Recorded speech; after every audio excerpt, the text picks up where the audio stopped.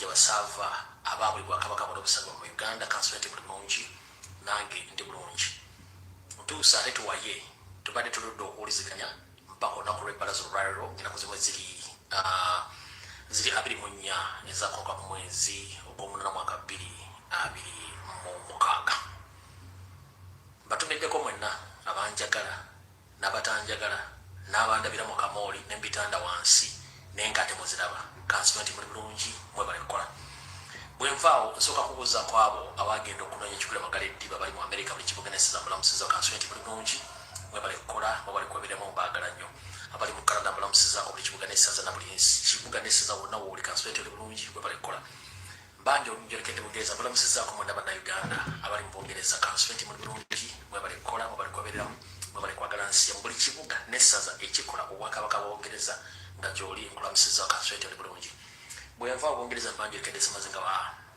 Europe mbalamusiza nnyo bannayuganda bannabulaaya buli nsi mw'osinzira okola akatandikano constituent muli bulungi mwebale kukola nkwagala nnyo bwenva mu Bulaaya mbanjolekedde Asia balamusizaako bannayuganda mwena bali mu Asia constituent muli bulungi mwebale kukola bw'obanga oli mu Asia nkwagala nnyo mbandi mu Middle East balamusizaako constituent muli bulungi mwebale kukola mwebale kwagala nsi yammwe mbatumiddeko bulungi oli nkwagala nnyo bweva Middle East mbanjolekedde Africa mbalamusizaako bakaddugala bannange naddala mu bannayuganda bagenda okujja okigula magalekitibwa ku nsi zonna gye muli mu Africa constituent muli bulungi mwebale kukola mbaagala nnyo bweva mu Africa mbanyingidde Uganda mu Uganda mbatumiddeko abali mambuka mu Maserengeta mu bukiikadde mu bukiikakkono ne mu masekkati mu Buganda constituent muli bulungi mwebale kukola Kampala mukono wa Kiso Ntebe mbalamusizaako abali makaaga mutaddeko TV gaggadde abala muli ku masimu muli bibanda muli mu trading center abavuzi ba taxi abasaabaza abantu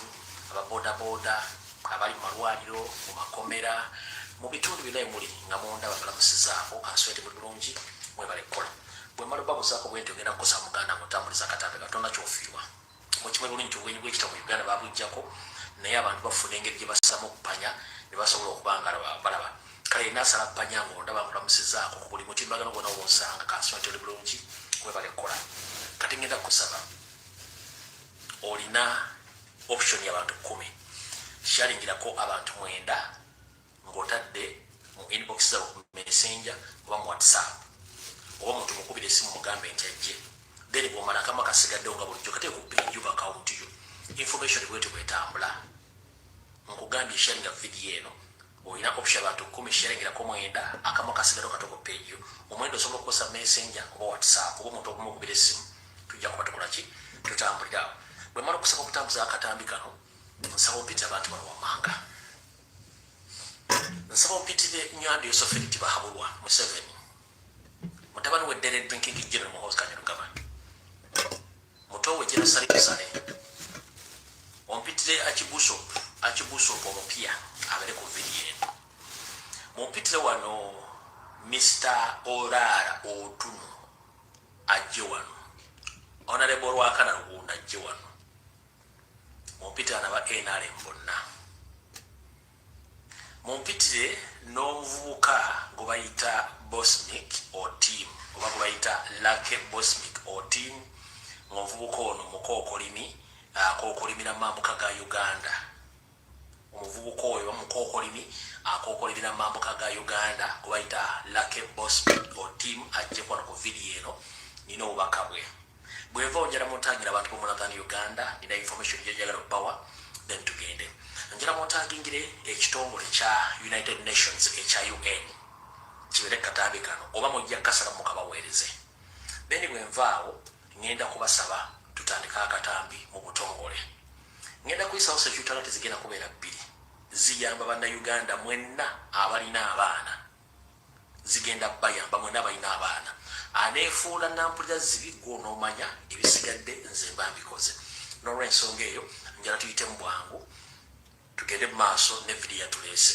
agamba nti tekuli ddoboozi muganda wange tereza essimu yo aga atawulira ddoboozi tereza essimu yo kubanga eddoboozi eryange ndimazeeyo newankubadde mulimu abasaddekiza bagezaako okugikwatamu ekyo twakimanyiira bajja kubeerawo tebajja kuvaawo so njala muntangire wano mikwano gya Alex Mukulu omuli abayimbi abazanyi bakatemba ne bannayuganda mwenna baagala Alex Mukulu mbeetaaga katambi era ndowooza katutandikire obutereevu ngenda kubawa akalowoozo nga sinagenda kusakitalaati akalowoozo ka leero ngenda kabawa nga kategeeza bwe kati gwe wenna munnayuganda ng'olina ebintu oba ng'osuubira okubikola kana akalowoozo ngenda kuwa kakulu nnyo muno mu nsi ffenna twajja kukola kuyitamu teri akolerera butayitamu ffenna tukola kuyitamu naye okimanyi nti okukolererako okuyitamu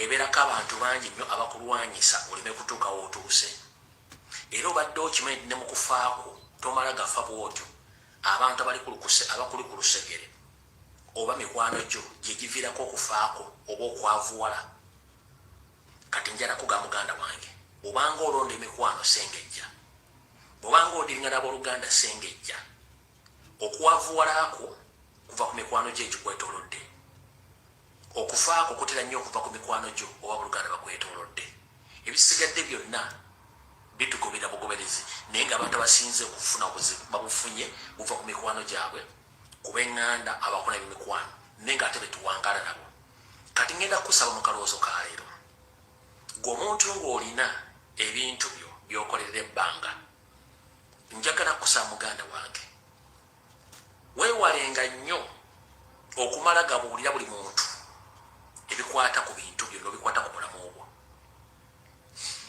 weewalenga nnyo okumala gabuulira buli muntu ebikwata ku bulamu obwo n'ebikwata ku bintu byo abantu ababuulira ebizibu byo obuulira ebintu byo bakikozesanga advantage eri bo ate okutuusaako obulabe okufuna kye baagala abantu abasinze obungi okufa mu uganda kati ekibatta mikwano abantu abasinga obungi mu uganda kati okufa families ezibatta naye nga ababatta balooza bagenda kuwangala okusinga bye basse ekitasoboka muganda ngenda gy'oli nkukubiriza nnyo nti buli lwokola ekikumi kyo wonna wooli kwatako siringi 3 zikavule kwatako ensimbi ezo ogende okyuse ku mbeera y'obulamu obwo okyakalemu oyambaleko akagoye akalungi kubanga gy'okoma okukola eby'obugagga n'obirekaawo biyita abantu ab'emitima emibi okubanga bakwetoolodde nga banoonya butya bagenda okukusaanyaawo bw'oba oli mwavu teri akusemberera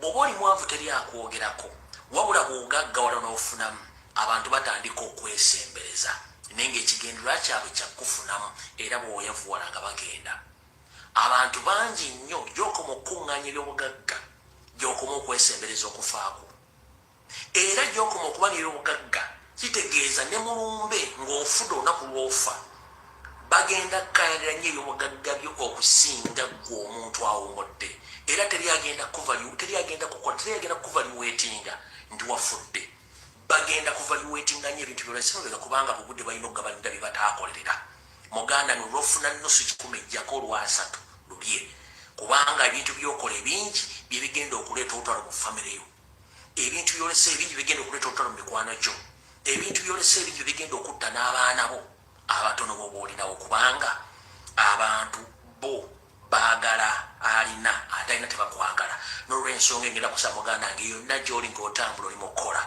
lowooza nnyo ku bulamu bwe okubanga gwenyini buli lw'okuŋŋanya ebibugagga ebingi weyitira abalabe era teri agenda kuvaliwenga kufaako baba valiwenga bintu byolese babega n'olw'ensonga eyo ngenda kusaba lw'ofuna akasenteko weerire kubanga emagombe tegenda badda emagombe tegenda badda yambala akagoye koonyume kuba akagattoko gendako mu disco gendako mu afrigo gendako ewantu wonna oli ku ssente zo bw'okolerera tebasobola kukumalegaseyo baagala nnyo ebyita mu lujja kubanga gwe mulimu ogubeera ku bannankuba ku basedduvutto oba bangalobonani bo omulimu gwabwe gwakulindirira muntu afudde batandika okunoonya byakoleredde njagala oŋŋendere mu likodi onoonyeyo omuntu eyafanga mwavu oba aliwuliddeko endoolito mu kuziika kwe njagala onoonyezeyo omuntu nga yafa mwavu ng'aliwuliddeko endoolito mu lumbeerwe njagala onoonyezeyo omuntu eyafanga mwavu onoonyeyo endoolito mu baana ebazaala njagala onoonyeyo omuntu nga mwavu ondeetereyo endoolito eziri wakati w'abakazi be oba mukazi we n'abaana n'abooko n'abooluganda kitegeeza gy'okoma okwekuumisako ebyobugagga ebingi weyitira abalabe n'okkuma entalo mu bantu obadde okuŋŋaana nabo muganda wange buli kyokola kola mu bwangu kubanga ensi eba ekulaba mu ngeri ndala nnyo. Buli lwokola ensimbi oba okoleramu n'abalabe, naye nkugambye muganda wange kasente kookola jjako olwasa tugenda oludye. Kabwere mwana wayinza obutasobola kuyimirirawo ali ku defending mu kufaako, ate ejjukiro ba tokyasobola kwogera baba kutegeerera. Ennaku zino kibasooka okukola, omuntu olufa nga abadde nna bintu oba sebintu basooka musiba oba muteekako ddagala bw'otasobola kweyeyamula kujja kwerwanirira. Ekitaaliwo edda omuntu nabintu oba sebintu bwe yafanga yaddanga n'acunya buli akola effujjo ku baana be ku bintu bye oba nga takkiriziganyiza na bigenda mu maaso. Naye ennaku zo kye basooka okukola kwe kusooka okusiba omuzimu gwo oba okusiba obuntu bwo ne bakuteekako eddagala. Y'ensonga lwaki mulya nnyo famire nti bwe bamulogera ku bijja ekijja kyabwe twakisanzeeko eddagala, kubanga bakuzizika eddagala wano mu kukunaaza, mu kukwambaza oba mu kusiba nga bakuteeka mu kofini oba okuteekayo mu kofini kwa olunaku oba enkeera walo nga bamaze okuteekayo oba ekiro kyennyingi bakuteekayo ne bakusiba omuzimu gwo guleme kulwanirira maalyo, guleme nakwerwanako. Ke kabadde akalowoozo ka leero era nga fundikidde. Tugenda ku security alert.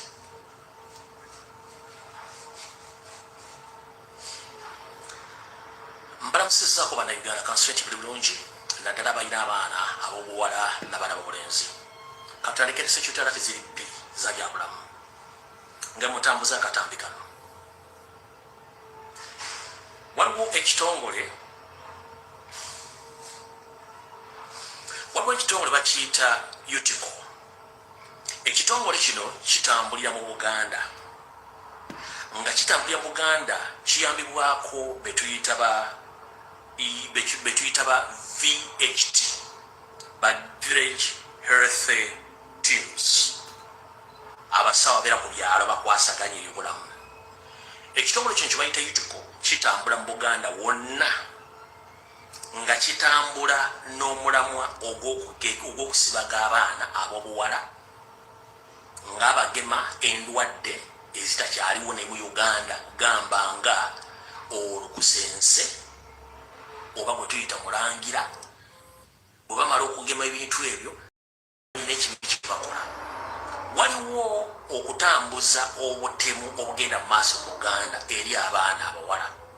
Ekitongole ekyo ekya UTICO saako ne ba VHT batambula mu Buganda nga bagenda batambuza emboozi egamba nti abazadde bakkirize abaana baabwe ab'obuwala okuva ku myaka 16 okudda waggulu okubatandisa empeke oba okubatandisa family planning. Akulira ekitongole kino ky'UTICO saako ne ba VHT mukolerani, mukolera Katonda, mukolerera Sitaani. Omwana w'emyaka 6 wattu abatannazza na mukono mabega. Omwana atannazza mukono mabega omutandisa otya enkola ey'ekizaala ggumba, kubanga n'amagye olumu gaba teganneetonda. Lwaki mulwana n'enkola ya Katonda? Basajja mmwe Abaganda babakola ki? Mwasooka bagema kansawo mwagwanna baana tekibamalidde, kati mutandise bagamba nti abaana abato abatandikira ku myaka 6 okudda waggulu mugenda tandika bassa ku nkola ey'ekizaala ggumba wano mu Buganda. Kuba Abaganda babakola ki? Ministry of Health Abaganda babakola ki? Tosobola kuddira mwana muto wa myaka 6 naye wa myaka 12 n'omussa ku nkola y'ekizaala ggumba. Already mwabalumba masolo nimbakuba eddagala erigema kansa omwagwanna baana nga ddi bwe yali alumya abaana. Omwana omuto tannazza mukono mabega omukwata otya omuwa empeke ez'ekizaala ggumba oba omukuba empiso? Lwaki mutta abaana b'abantu? Buganda yabakola ki? Abaganda babakola ki?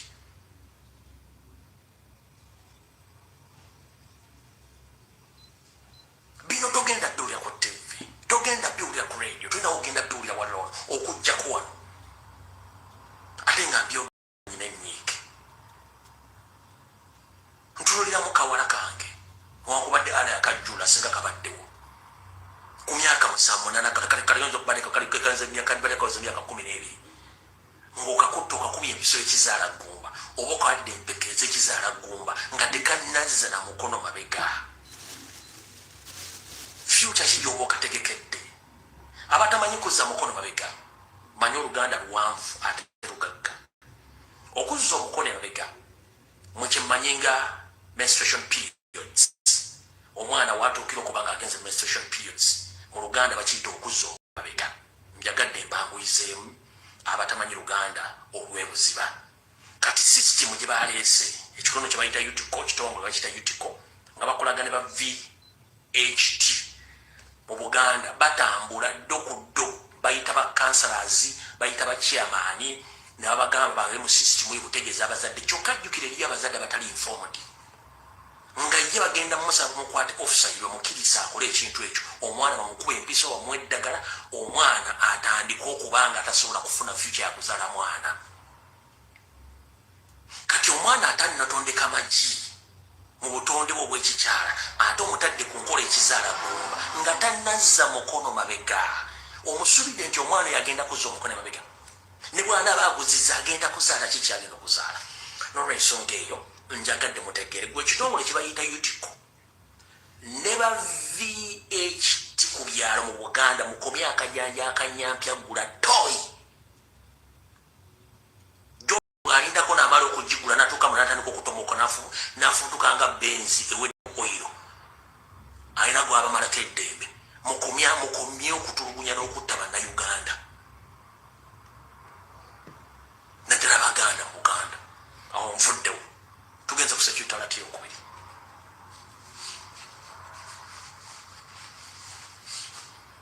security alert eyokubiri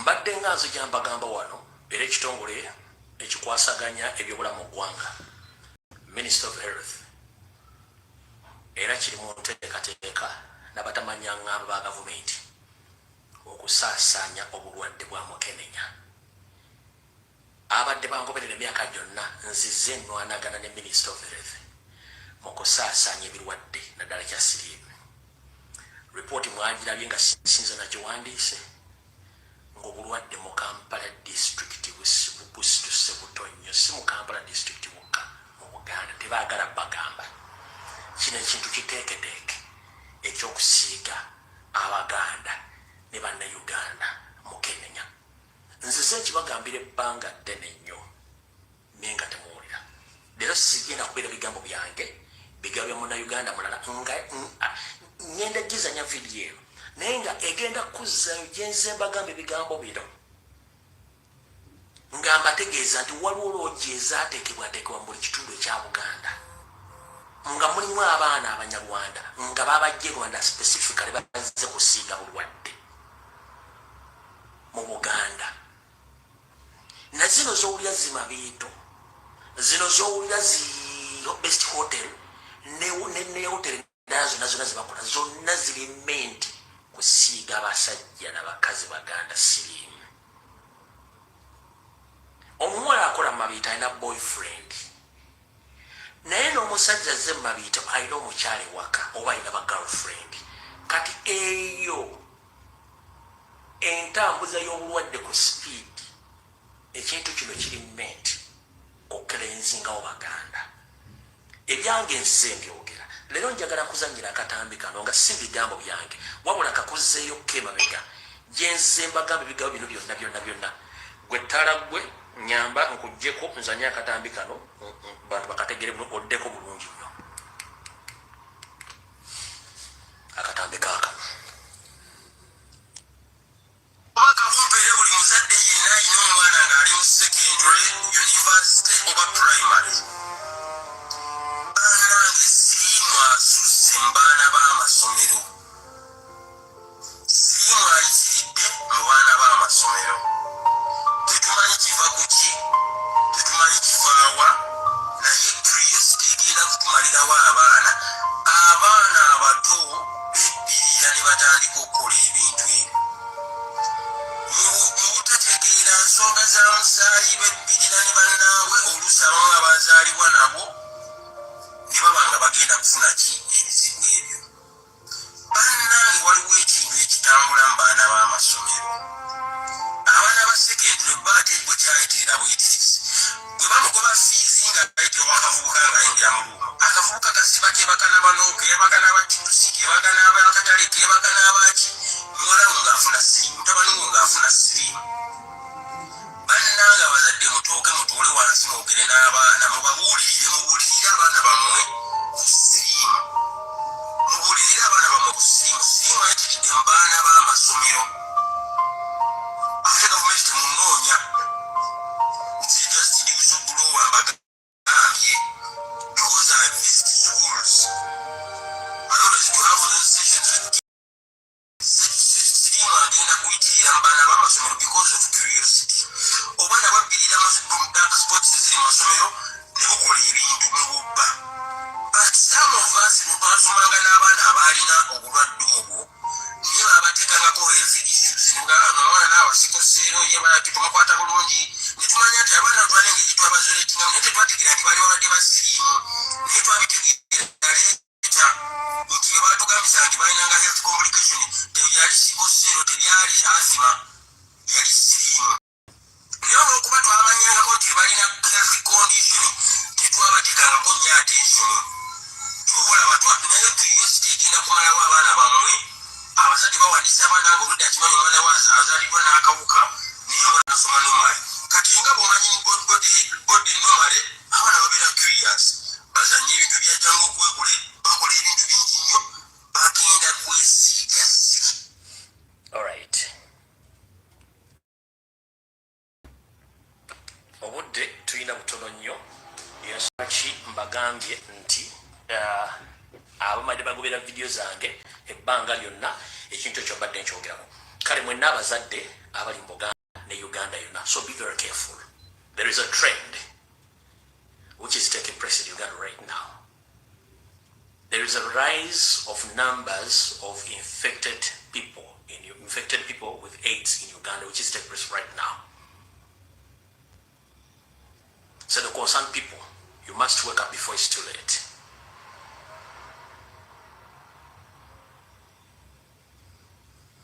Sishuta nati ziwedde era katutandise video eyatulese. Video eyatulese olwaleero kansube nti muli bulungi akatambi mu butongole katandise naku z'omwezi ziri 24 ku mwezi ogw'omunaana mwaka 2026 mulamusisa kansube nti muli bulungi ebintu bingi bigenda mu maaso biraba amukulika eyo mu events ezibaddewo njalo sooka okubaza mwenda bana Uganda abakola forensics gye tutali mwe bali kukola forensics nze kye nali njagala abantu babeere nga bafuna information ng'osobola okwerowooza ku kikyolaba kirungi nti abaana bakuguse mu kintu ekyo basobola okweyawulirawo ekituufu n'ekikyamu mubalimo balira ddala. Events ezabaddeyo ku weekend mwazirabye mwaziralizinze which is okay. Njalo sooka bagamba mwe balimo balira ddala kati kigenda maaso mu ggwanga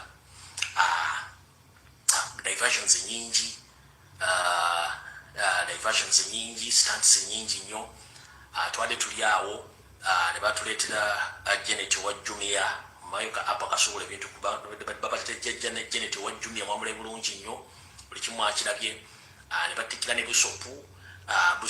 busopu atalina weeri asomedde theology wonna akankubulire omuntu yenna okutuuka okuyimira ku kituuti okubuulira ebigambo ebikwasaganya okulyawo emyoyo naddala ngozza abantu eri Mukama Katonda ffenna gwe tutamanyi waafaanana mu nsi ezaakulaakulana tomala gava eri mbumbi ku ntaabyo nojja notandika okubuulira enjiri nga tomanyi buvuna budde obwa Bibbuli eyo givunula gyogera nakubuulira abantu kikituufu kati nga famire ya Museveni bwetuuse nti kati eneetera okudda ku ssaala yaffe ffenna bakkiriza egamba mulinyira kitaffe ery'omwana n'ery'omwoyo mutukuvu nayo kati bwetuuse Mukama agenda kwambula Museveni amuteeke wansi weeyina omulabira.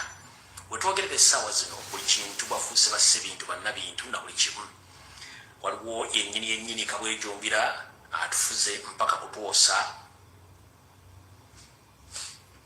mukyala oli yejjedde DDG CDF omuko abakooli muko wali omuko ali yatwala esiga eddamuzi omuko omulala yatwala ebyobusuubuzi byonna mu Uganda ate kati ye Minister wa Defense mbaserabidde Minister no ali awo naye ali awo oni yafuuse busopu Busopu atasomanga ko wadde theology nti bamutikidde ani yagala gyeko patience gwabwo ng'agenzeeko wantu wonna wasomye theology nti asomye ka course aka theology bakeera bukezi ku makya kujja kweteeka mu kintu ne bateekawo kye baagala ne bafuuka kye baagala.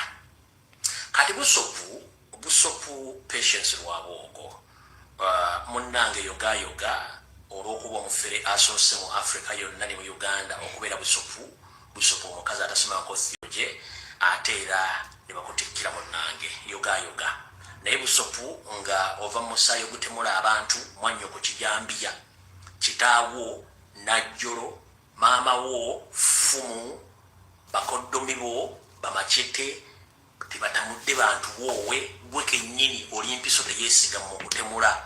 Kati busopu atasobola na kuvaayo kugaba abantu nti bannange ekitta bantu kiyitiridde okaaba otuzigo twagoonya kumbe ebizibu byoli mukaabiramu. Kati busopu atasomangako theology munnange nkutumiddeko nnyo naye mukama agenda balabisa buli kimu mu linnya lya kitammwe Museveni, mu linnya ly'omwana Muhoozi Kainerugaba Dinking General, kati mu linnya lya Holy Spirit erya busopu atasomangako theology ensi egenda kwerolera buli kimu. Mubulako ebintu bibiri, either munoonyayo queen munoonyayo ne papa munoonyayo n'ani awo gwe mwagala then ensi mugituuleko ate buli kimu kati nagenda kiba mujja kiro zaako.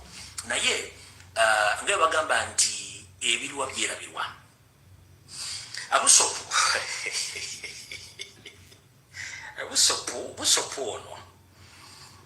busopu ono kitaawe yayogerako bw'ati. Busopu kitaawe yayogerako bw'ati bw'atyo kitaawe yayogera manyi mulowooza ffe information tetuba nayo.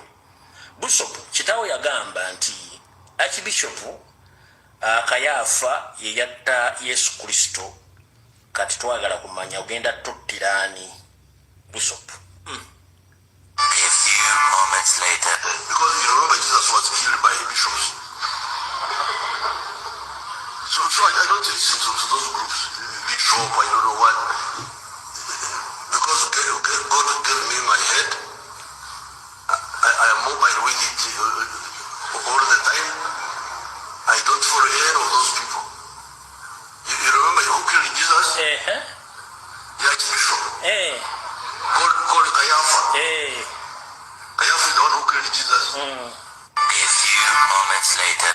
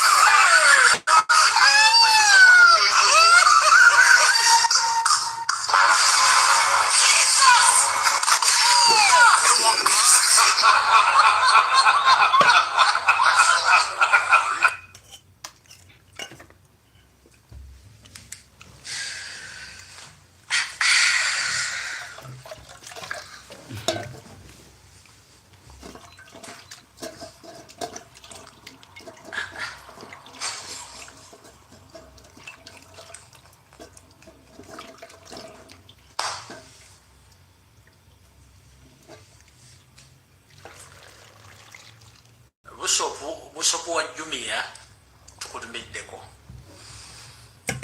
On serious note,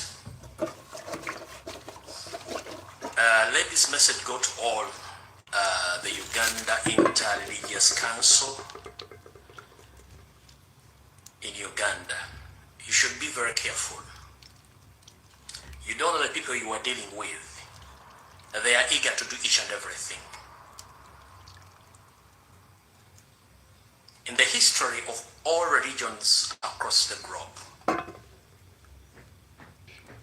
each religion have its own headquarters and where it belongs.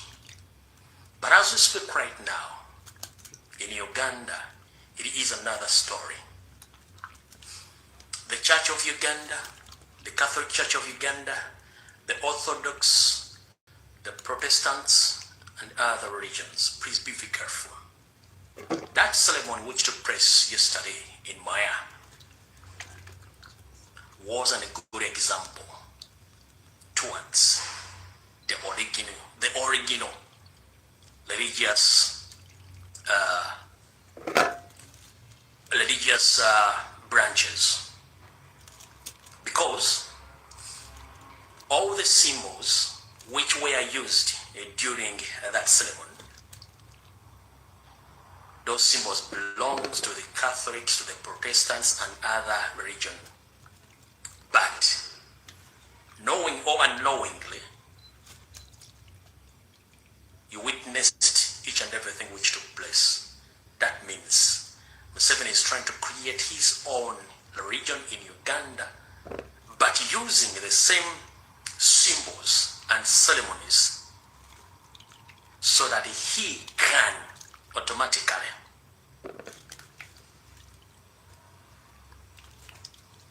block, delete other regions in a camouflaging in such ways which can easily undermine, and you still appreciate that gentleman. For real, let me ask you one question. Someone become a bishop or bishop without attending any course or any theological course anywhere in the world, including in Uganda, he or she become the elected bishop?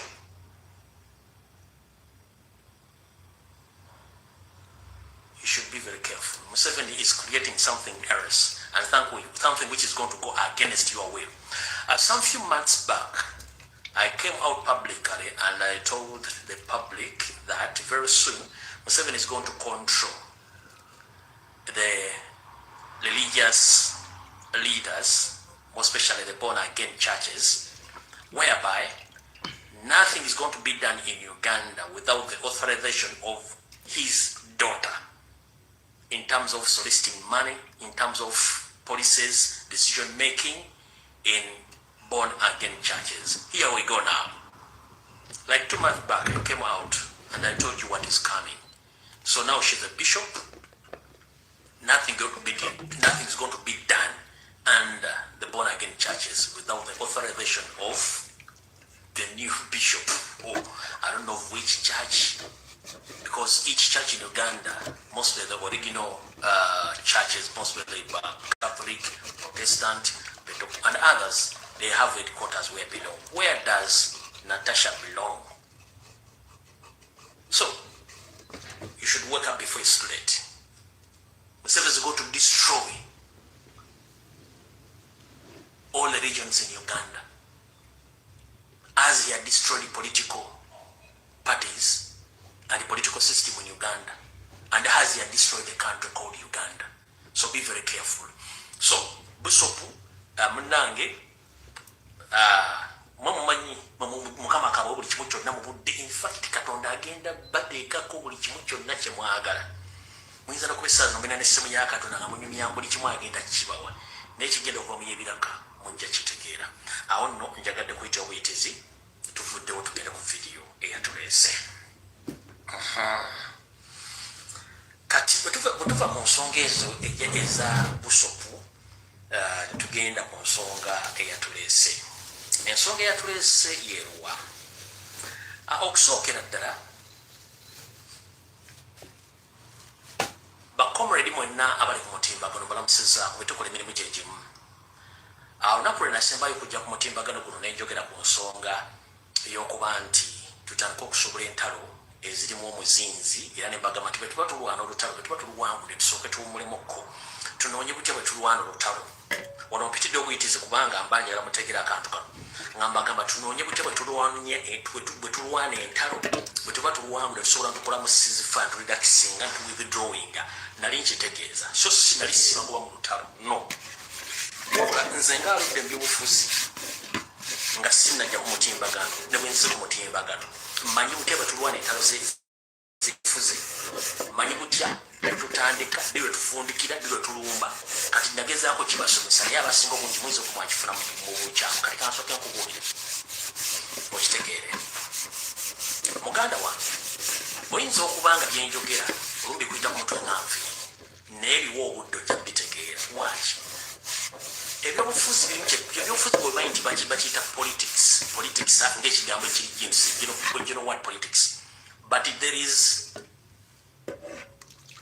an area which is known as politics obukodyo bw'ebyobufuzi so under politics ngenda kukugira system empya gye mugenda okukozesa politics zeziriwa one bw'okozesa system ebyobufuzi gyemukolera togyongerayo gikozesa ne bajja gikozesa kyusa etya one tuli mu state gyebayita kwagamaya nti atakulekera tumulekera nawe ennyanja ekutondera mukimanyi bulungi obe tumwanyisa baliweyo facilitated ate basasudde ne batabasasudde boogera amazima kati mulina bakubisa tekiniki kyempya tekiniki ye kanjibabwa munamanyi kimulinsasula tekiniki empya yeruwa bw'okozesa ebigambo bimwakozeseza ne biwangula ebyo ng'obijjawo ng'okozesa ebirala byogenda okukozesa byebbiwa biri mu ngalo zo obirinamu akayibula kuba tomanyi babikozesa kale kambikuddiza mu bitegeere buli mwana yenna owa NRA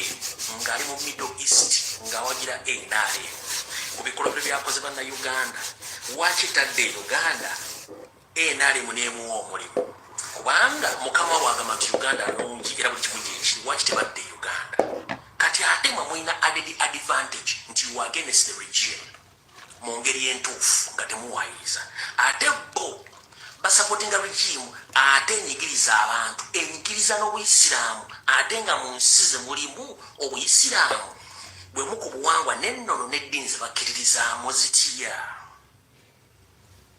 tekiniki empya yemu ngambira omuwarabu yenna genda ku kampuni ku website genda ku whatsapp group genda ku page ya gavumenti olwagavumenti oyagamba nti awagira gavumenti ya Museveni mugambe nti yes mumugamba addeyo kubanga gavumenti gyawagira erwanyisa abasiraamu erwanyisa abawarabu simple and easy video muziteekeyo muziwe kampuni muziwe ba CEO muziteeke ku website muziteeke ku whatsapp group ez'abasajja simple and easy oyo tasobola kumala wiki nga kyali ku mulimu eri tekiniki mwagikozesa yawedde mugambe ba CEO peji za kampuni zezo website bagambe nti Museveni kennyini abagoba wagira alwanyisa obuwarabu era alwanyisa abasiraamu alwanyisa n'eddiini ya al-Sibasat tolwana nabo omuwarabu kasita n'afuna evidence nti Museveni avuma agerega atta abasiraamu nga bwe kiri evident mu Uganda oyo tasobola kubeera ku mulimu wiki baba amugobye manyi nze bampita kinayo kyankimize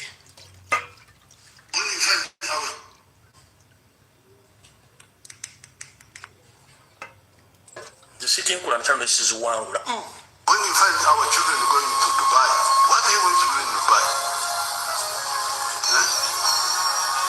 Here we've got more potential for more jobs than the Dubais can have.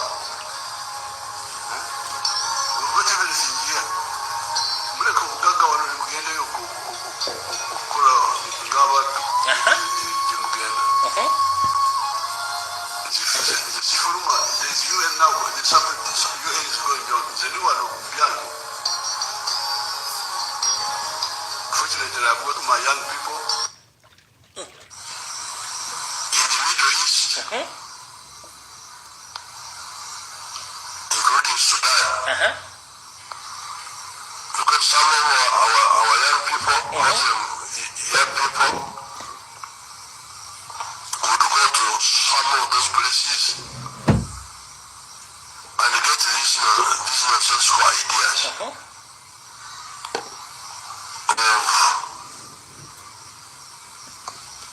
saying that Islam is the only correct way of life, and anybody who does not agree with that must be killed. Really?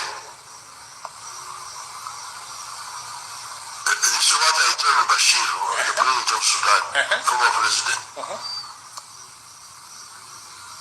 We, the indigenous people of this land, this is our land. It's not the land of Arabs. It's not the land of Europeans. It is our land.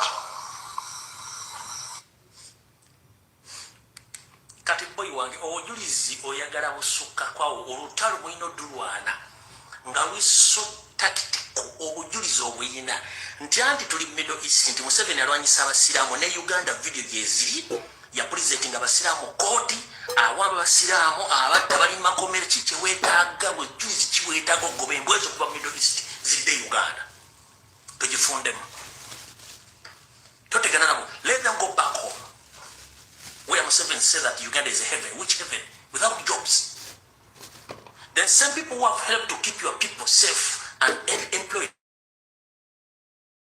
you undermine them. Muganda wange temwetaaga kulwana lutalo matakitikiemu mulina obujulizi obulaga nti Museveni avuma Abawarabu avuma abasiraamu kimala tugifundemu.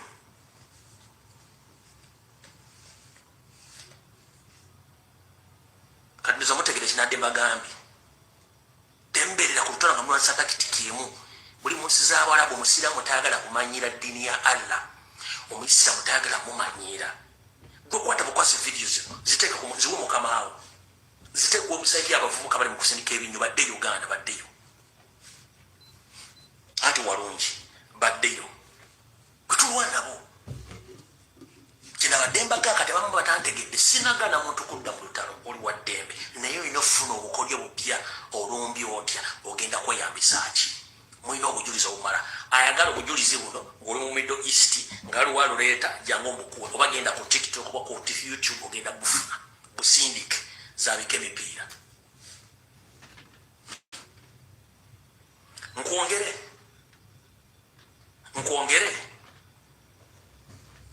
kankuongere ba video tunatokana ku video atulese kankuongere oyo Museveni nga confirming nti olwanyisa Gaddafi ulira Mr. President, I started fighting Gaddafi before you started. I started fighting Gaddafi before you started. But the only thing about Gaddafi, while we were working with him, is on just one point. The south-to-south trade. Yes. He's one of the few people willing to do it. Compare, for instance, Saudi Arabia. Saudi Arabia, they've got a lot of oil, which we could buy and give them food, for instance, because they need food. In a desert country. But sometimes they don't respond very quickly. But the Gaddafi does. If you say, I give you maize, and you give me oil, he responds. So, the Gaddafi is a wide spectrum. Arab province, yes, expansions, Islamic fundamentalists, yes, but also south-south cooperation. So we just feel that what's your katika plaza obujulizi buyagala obusingako obujja olutalo oyagala ogendamu obujulizi bwebuli bweyogerera buli kimu kitambula nga bweki so kyembadde njagala okubategeeza ng'oli mu ngeri eyo nga bweri kati ndooza kambongeremu nakano ke kasembayo tugere ku video yatuleese kambongeremu nakano kaako I fought Gaddafi twice because he intervened in our affairs. 1972, because he was supporting Idi Amin. He was saying that Idi Amin is a Muslim and he's supporting a Muslim. Yes, Idi Amin was a Muslim, but an idiot also. Are there no idiot Muslims? So Idi Amin, he was saying that Idi Amin is a Muslim and he's supporting a Muslim. Yes, Idi Amin was a Muslim, but an idiot also. Are there no idiot Muslims? There must be some idiot Muslims. So in 1972, ayagala obujulizi jangu mukuwe kimala video gy'omuwala bumunyonyole nze simanyi wala bumunyonyole kiba kyawedde dda awo njagadde tuveewo video eno ngenda givaako eri abalina endowooza empewufu n'ebirowoozo abagenda okugamba ate Lumbuye wakya yenyigidde mu kino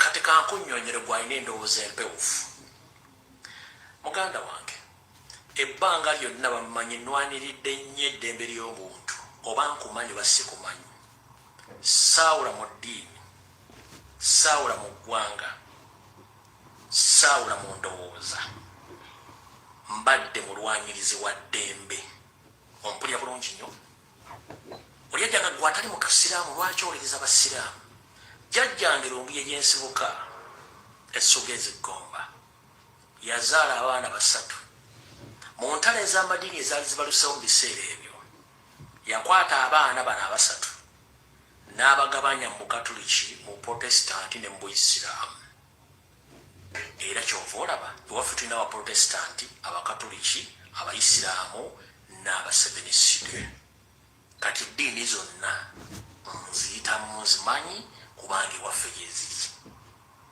era tosobola kunga tisobola kulwanira muntu olw'okuba muyisi wanzikirizange nedda nabagambe enjawukana gye tulina ku nsi yateekebwawo magulu meeri so si Katonda era si kwe kwagala kwe nkiddamu enjawukana gye tulina ku nsi yatondebwawo magulu meeri so si Katonda n'okwagala kwe kati nze njala kugamba nnwanidde eddembe lya buli muntu yenna nga saawuddemu ddiini saawuddemu ggwanga saawuddemu ntegeera ye nanfaanana ye ate nze nkolagana nnyo n'abantu abali vulnerable abantu abaweddemu essuubi abamaliddwamu essuubi oba abanyigiriziddwa benkolagana nabo kubanga buli muntu amaliddwamu essuubi kyabazzaako agamba ensi ennemeredde n'abantu banvuddemu kikyenkola ku nsi kuno lwakiri kangiviire kati omuntu watuukira ku serigamba nti kanviire ensi eno yejjewo abantu aba beetaaga keya kati gw'alina endowooza ennafu agenda kugamba lwaki Lumbuye ate yenyigidde mu ntalo z'Abawarabu muganda wange sirwanirira muntu gwe sirinaako kakwate sirwanirira muntu atanyigirizibwa nedda ensonga lwaki bantu bakyannemye okuntegeera awo tuvuddewo era omubutereevu akatambi katandise kati kavudde kwambiro katandise alright okusookera ddala njala tutola omukisa guno okwebaza mwenna bacomrade ababadde ku social media n'abakyaliko abagenze ku Twitter ku mitimbagano gya UN abagenze ku website ya UN abagenze ku TikTok ku bwenyi bw'ekitabo n'abali ku ground mwebali nnyo buli mugu lwakoze ate musigale nga mugukola results muzira bulungi nnyo nyongera okusaba abakulembeze ba national platform abali mu diaspora abakulembera ebyo ebyenjawulo bwe kuba kwe kusaba kwammwe nga tulwanyisa kuteeka wansi dictator mu ngeri yonna esoboka mwandibadde mwatuyambyeko dda nga mwagenze ku mitimbagano egyo mutadde buli kimu ekisaana okuteekayo okuba nti ensi zitegeera Museveni yaani n'enkola ye vidiyo yaleero egenda kubeera nkambwemukko era ng'olira nti olinamu Windows atakwatagana sooka ogyesoziwemu lwaki ekisookera ddala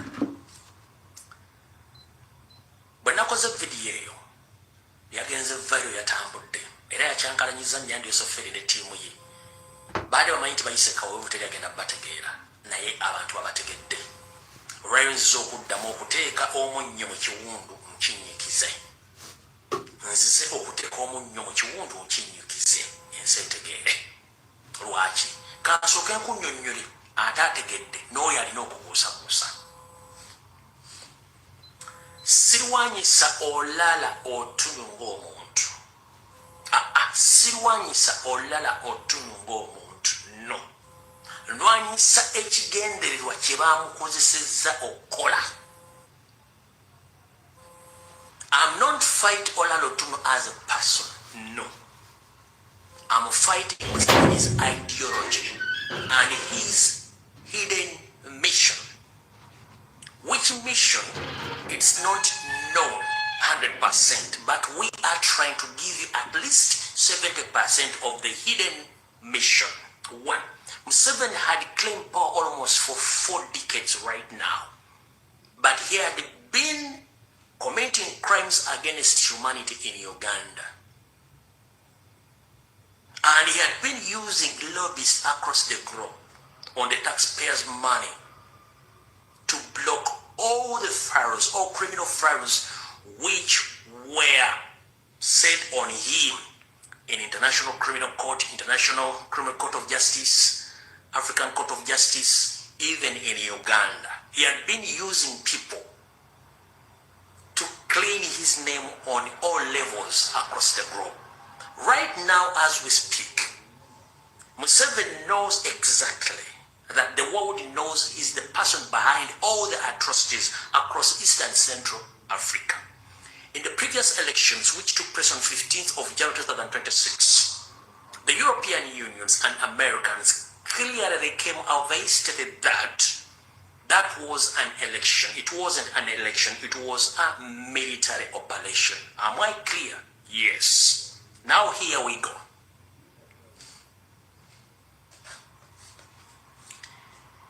It is clear and evidently that during the 80s, after Museveni waged a war against the previous governments,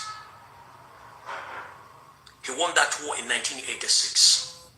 Immediately, Museveni knew that the people from the northern part of the country, they have been in the previous governments, they still have skills and that eager of becoming leaders in Uganda. So he had to make sure that he creates rebel groups in northern part of Uganda to terrorize the people from northern Uganda so that they can be killed, cleansed out, so that they can't be having any mindset of becoming leaders or taking power or rebel against his government.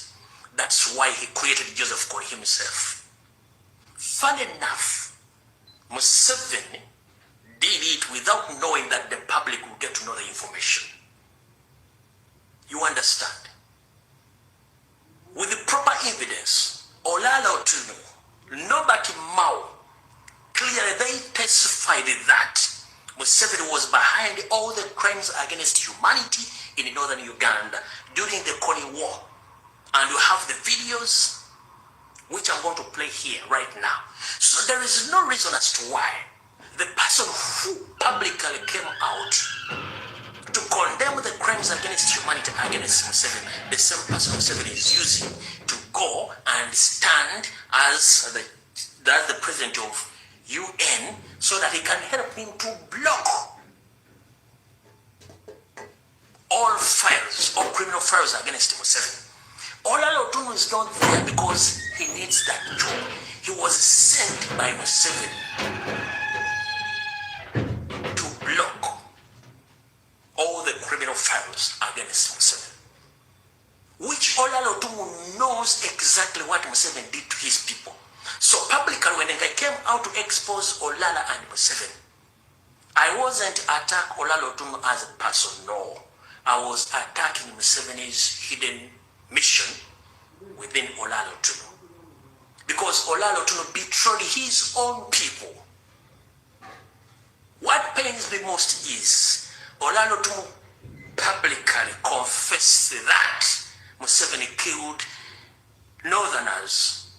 The same person now, he was seconded by Museveni to go and stand in that position so that he can help Museveni to block all the criminal files against Museveni.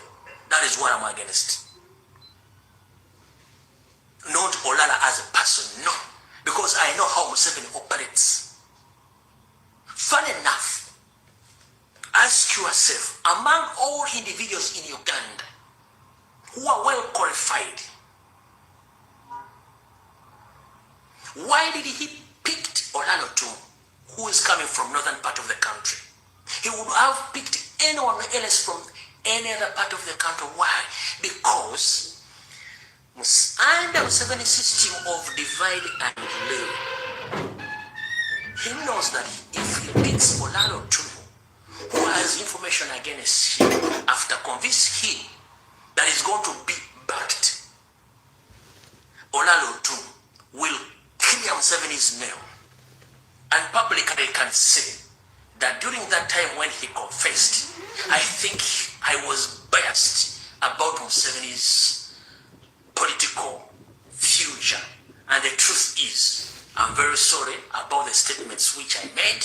I think I was somehow biased. But I think Museveni is quite clean, and he tried all his level best to stabilize the country politically, economically, socially. So I'm here because he's a gentleman who supported me to come.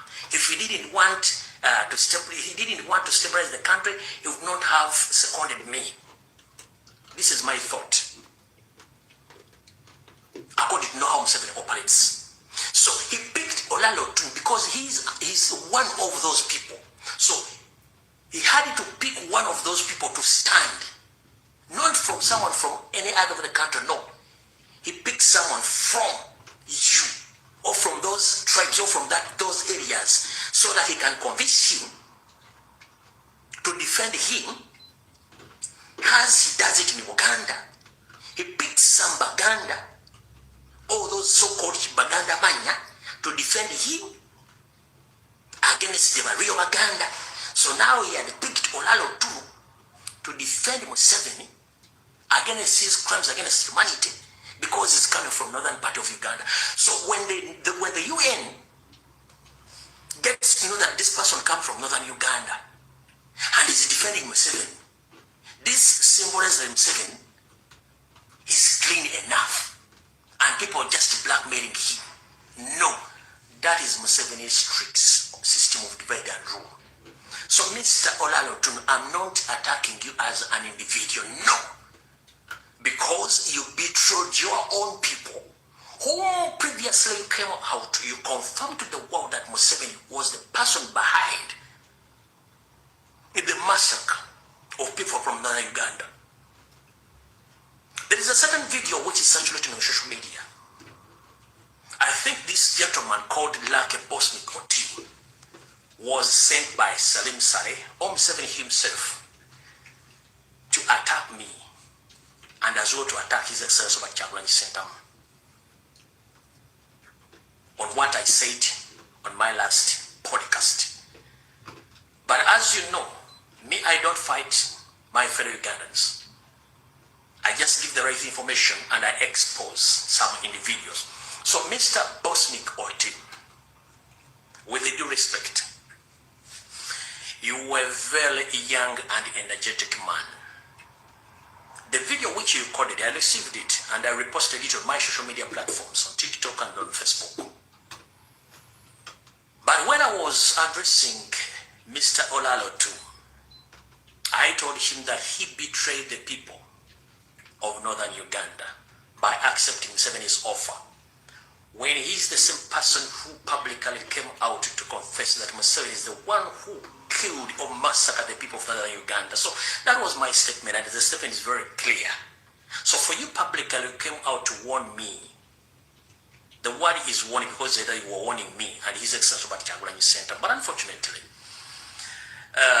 before you record any video addressing me or addressing His Excellency of Kyagulanyi Ssentamu, I don't know where and how you implicated Robert Kyagulanyi Ssentamu. It's not the person behind this camera, it's me, because I know history and I know what happened in northern part of the country of Uganda. Mr. Robert Kyagulanyi Ssentamu, he hadn't comment or post or he hadn't done anything against Mr. Olalo too. No, it was me. So next time when you're addressing the public, address me as an individual. Don't address His Excellency of Kyagulanyi Ssentamu. No. Leave that gentleman alone. Leave that gentleman alone. Address me. It's me who started everything on social media, not him. So next time if you're addressing the public, be specific. Because if you cross-check all his social media platform, he hadn't done or post or talk about Mr. Olalo Tun. It's me, Uganda.Lumbuye. You understand? So next time when you're addressing, just be picky or choose someone whom you address don't implicate someone who hadn't yet come out to talk about Olalo to me. It was me. Because all along have been condemning Museveni's crime against humanity across the country, not in Uganda only. All the regions of Uganda, they are not in good terms with Museveni because he had committed crimes against the will of Ugandans. So Mr. Bosnick Ote, I'm going to play your video and let the public decide who is who. And I'm here to tell you that I'm not against the person known as Olala Otun, but I'm against the hidden mission of Museveni. He knows that the only person who can defend him is the person who once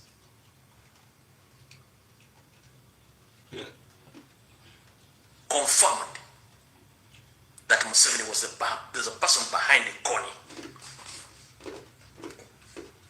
And before I play your video, let me first play this video of Mr. Otun, Norbert Mao, and others, your fellow Northerners, who came publicly to tell the world that all the crimes against humanity in northern part of Uganda were committed by Museveni as an individual.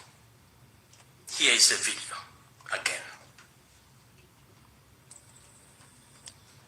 People get estimates about how many people who exterminated or assassinated political opposition. Museveni's done more. Nobody associates Museveni with atrocities. Museveni managed to impress the Western world. They didn't know that he was actually a wolf. That is Robert Mao. Museveni's become the master at dividing.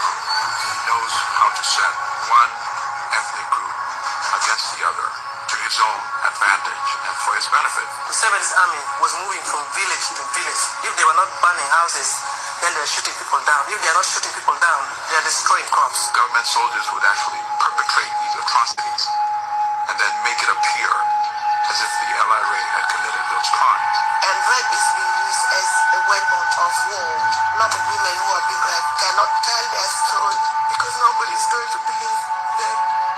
Men were being raped for the first time In front of their families, in front of their children, then in front of their wives. Those of us who come from northern Uganda know what it means to be dehumanized, to be reduced to nothingness. Amnesty International, Human Rights Watch have documented these atrocities. Okay. Yet, Museveni is untouchable. The shocking thing is that the government was able to forcibly displace them and not provide food, shelter, medicine, or protection. They were taken to these concentration camps in order to be destroyed. At its peak, 1,000 people every week were dying because of the conditions in the camp. Museveni and his key commanders who commit atrocities, crimes of war, crimes against humanity should be investigated, should be indicted. Who is that one? Today, nothing. Is it Olalo too? We must not let the world forget. We must keep on telling the stories. We must keep the memory of suffering alive. No food, no hydration, sexual violence from the soldiers who were meant to protect them. That's why this was a brilliant genocide, a silent genocide, perfect crime. So, my brother, Lucky Bosnick Ote, those are your people from northern Uganda, not from central, not from Uganda. Although the person behind the camera is from Uganda, a patriotic man who speaks on behalf of all Ugandans. You understand? So what pains me most is that Olalo Otun betrayed his own people. Norbert Mao did the same. He betrayed his own people. And other few people who betrayed the Northerners. All along, Museveni has been eliminating your Northerners, most of the leaders, but no one came out to defend their lives. The Jacob Olanya, Peter Okech, Cecilia Ogwal, EDC.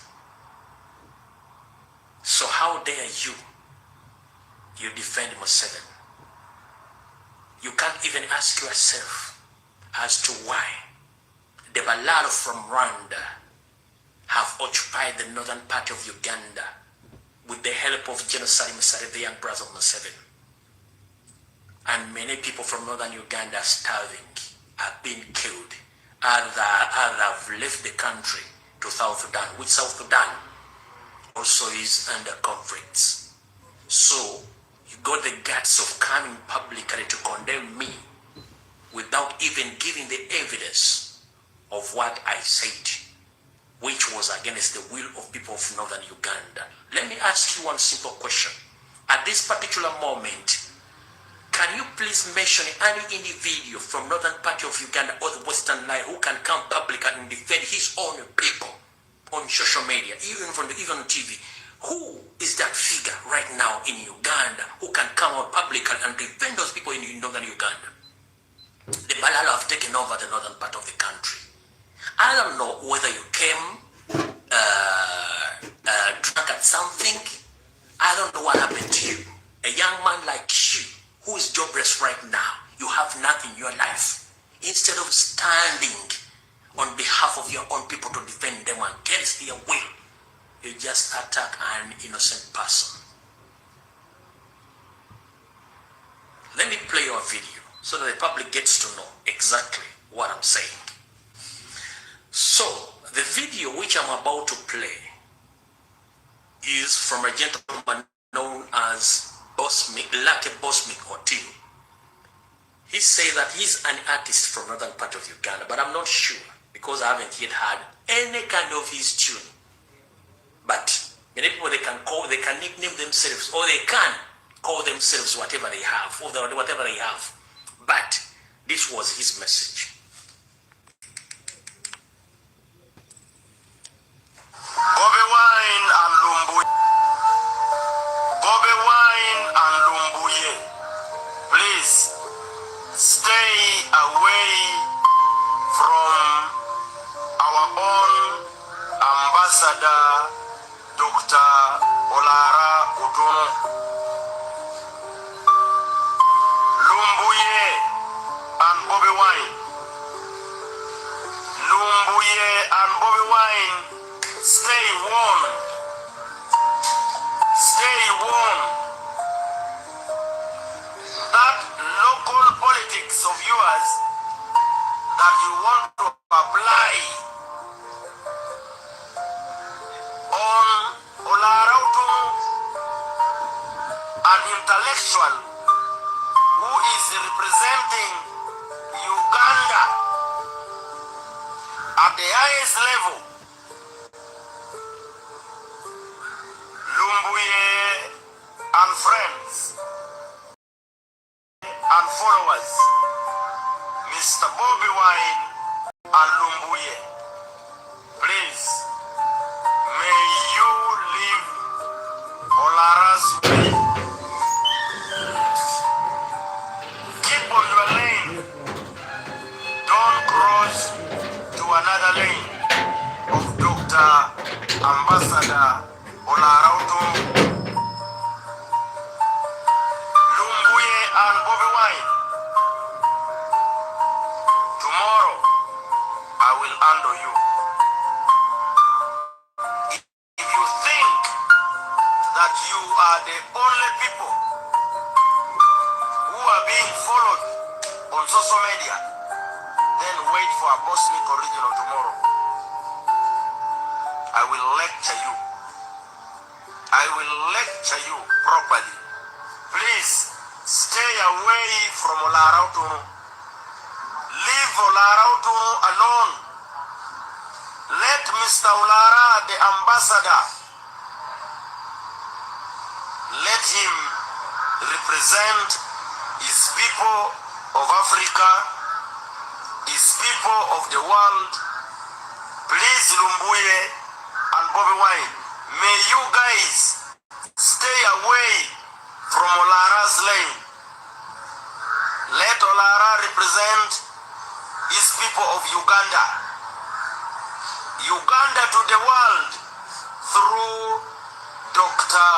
Ambassador Olarautono. All right. Mr.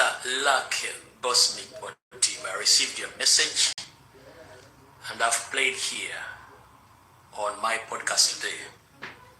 And let the world know exactly how you think. First and foremost, the dressing code doesn't represent your thinking capacity. If you come to address the public, you need to be neat and smart. But the way how you dressed up doesn't represent what you said. If you want to lecture someone, please, we need to see the proper you, facial expression. We need to see your figure, and you have to speak smartly. You understand? But you've put on a welding glass or welding glass, black in color. You've closed your eyes. You are just talking like a robot. Nobody can recognize you. And even the people whom you are trying to address that you are going to lecture us, please, you don't have time to listen to your lectures because you fail to lecture yourself. You have to lecture yourself before you lecture us. Because so many times Museveni has committed crimes against humanity in northern Uganda. You haven't yet come out public to lecture your fellow people in northern Uganda about the crimes against humanity in northern Uganda. So there is no way how you're going to lecture me. You understand? So first and foremost, please style up.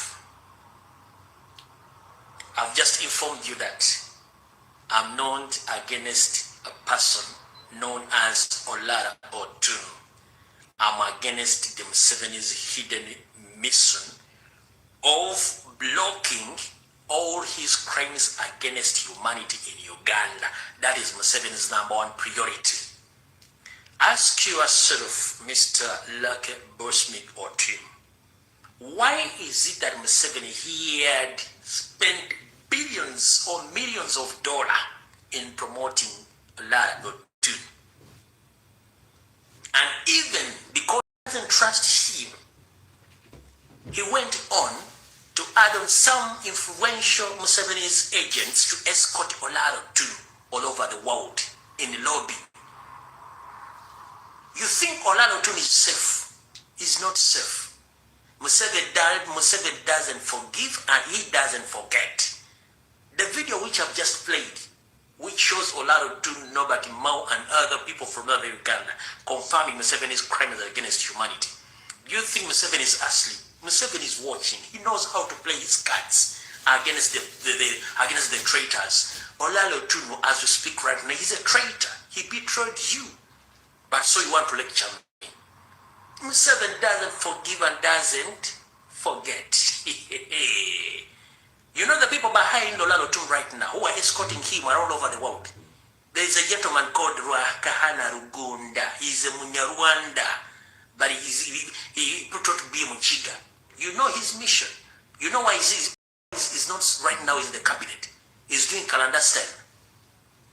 Man, you know you need to go to shave your beards and to stop drinking, because you might lose your sense. So next time, when you come to address the public, be smart and be open and first do research. So this is the video which shows the people who are buying Olara Otun on Museveni's bill, on the taxpayers' money. People in Karamoja are dying of anger because they don't have water and food. People in West Nile are dying because they don't have water and food. In northern Uganda, people are dying because they don't have water and food. But Museveni, so far, he has a budget almost over $100 million to back up Olara Otun. For what use? Do you copy that? Bosnick or team? Do you know that Museveni, he had already preserved almost $100 million to back Olara Otun? Why? Because he doesn't want to be pinned International Court of Justice.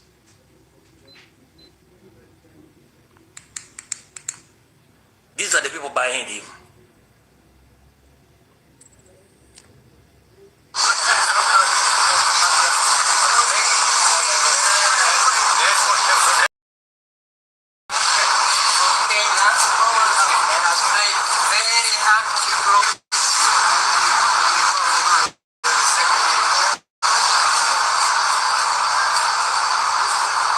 That is Uganda.Lumbuye. You see him, that is Uganda.Lumbuye.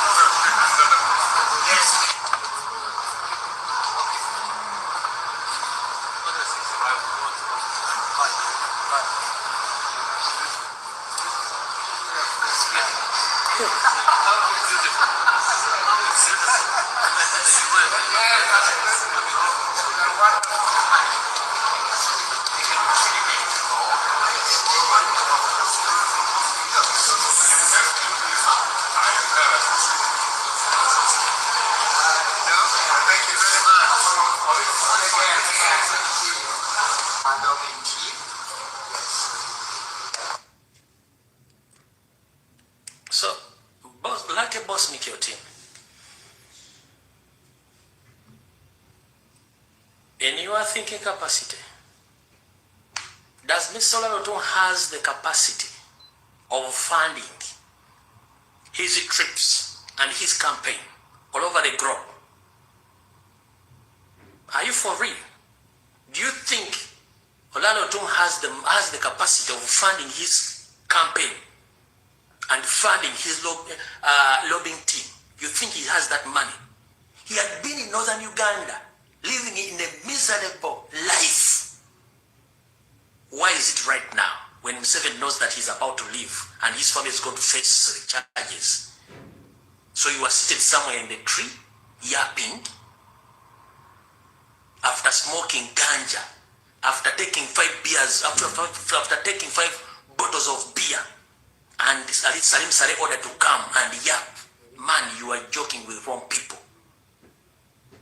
We are talking about the national matters, not individual matters. So, I'm waiting for your lecture and I will reply you. But unfortunately, if you are to come again, come with the evidence. You understand? If you fail to do so, the only word which I'm going to live with you here, just go and eat your mother something in your boss Museveni's words. Period. Of the kati ako nkatadde mbaye bajja kasalamu. Nenga kyomomanya Museveni ayagala teeka Olaroton amuteekemu ssente million 10 $10 ziri ati siteeke zibagenda okusaasaanya. Nga kyayagala nti Olaroton tewali musango na genda kulumiza Museveni nga yali waawo. Yensonga lwaki nga bwakola ajjayo omuntu omu ku mmwe gwajjayo n'apuleesinga awo okumuyambako.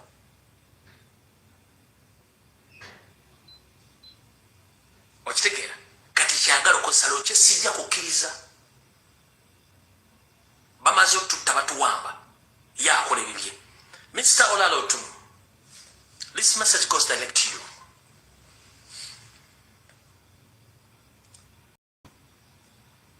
Since 2019, 2020 to date, where have you been?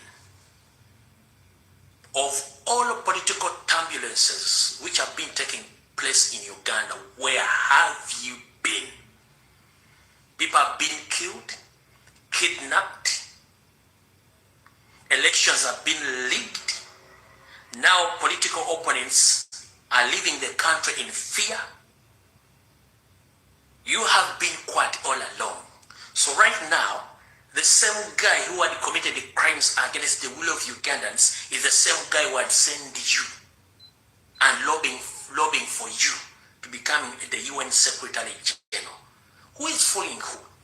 You can't stand you can't stand in front of all international medias and you start talking about freedom, democracy in Uganda or in other parts of the world when you know that the person who seconded you, Museveni the dictator, who has massacred the millions of Ugandans, millions of East African people, including South Sudan, Congo, Rwanda, Burundi, Tanzania, Kenya, Somalia, and even in Uganda. Even way back in Ethiopia, that is integrity. The same gentleman. He's opened the likes of Dr. Kizza Besigye. He's in jail right now. The former mayor of Kampala City Council, Elias Lukwago, is in jail right now. We have no supporters who are missing right now. We don't know where they are right now. We have our comrades who are forced right now to admit that Museveni now had forced our fellow comrades to confess that they committed crimes. You understand? His Excellency Robert Kyagulanyi Ssentamu ran away from Uganda. Salamu Sumba, Samu Uganda, Sara Grete, Kakwenza Ukirabashaija, Dr. Stella Nyanzi.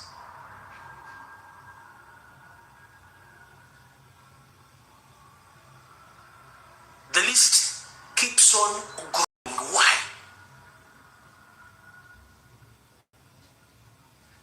Because the country is not safe for its own citizens.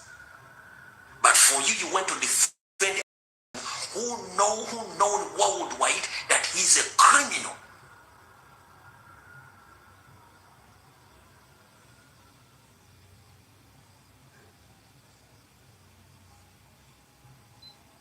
Shame upon you, Olaro Tunu. At your age, you would have been at your home area, seated, enjoying your savings. Because you betrayed your own people. That's what pains me most.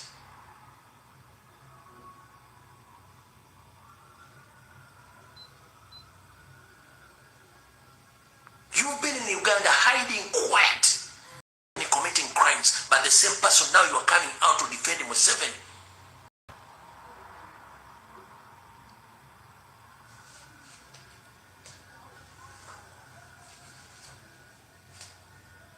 Everything in Uganda is vice versa.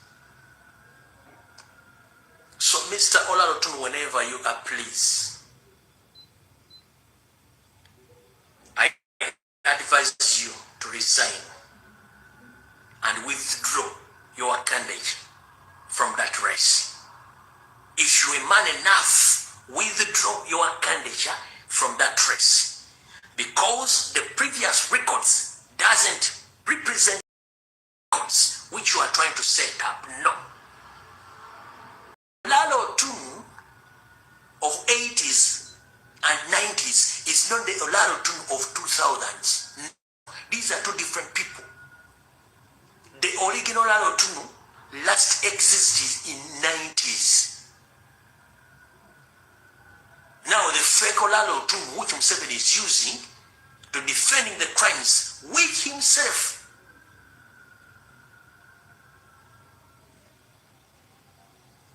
Came out publicly to condemn. Now is the same man defending the criminal Museveni.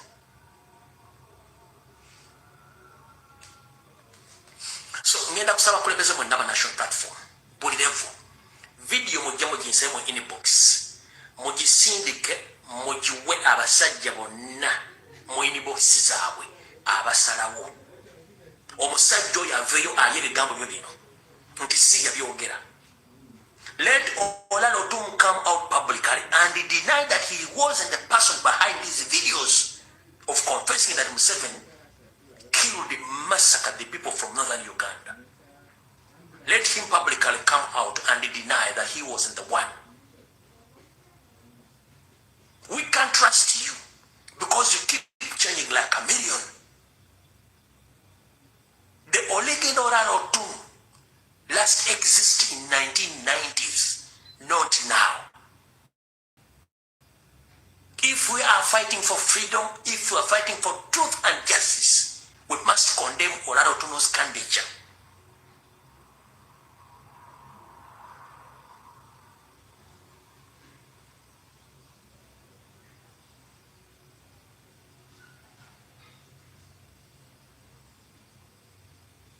And he doesn't represent the people of Uganda. He doesn't represent people from northern part of the country. He represents Museveni's interest. So, soon or later,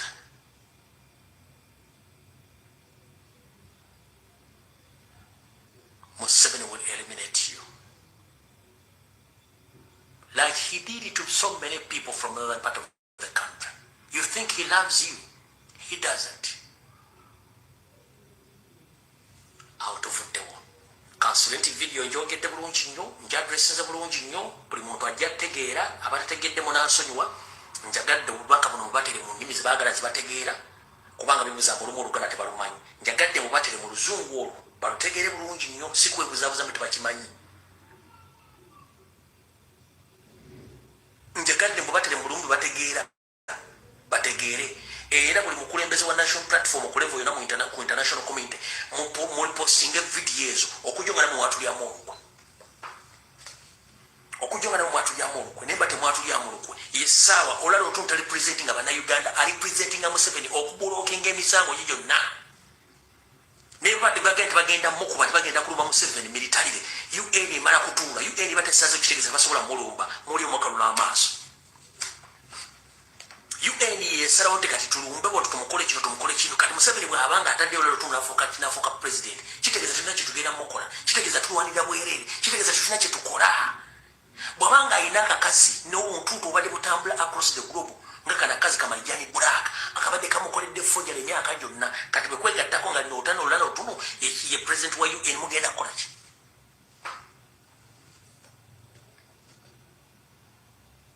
Golwana ki? Comrade olwana ki nga tosobola kuteeka bintu bye ku social media? Mugende ku UN website, mugende ku UN assembly, muteeke buli kimu kyonna video ngenda abajagala mugisange nagipostinze dda. Mugambe nti the same person in this video who condemned Museveni, who confessed that Museveni committed crimes of humanity is the same person seconded by Museveni. We are tired of double standards. All along people have been proclaimed saying that Maganda have double standard people bangwe. So, kati enkwe zirina bani? Kati ani asinga enkwe mu Uganda? Mwera Baganda bangwe. Logo. Kati ani asinga enkwe? Ani asinga enkwe?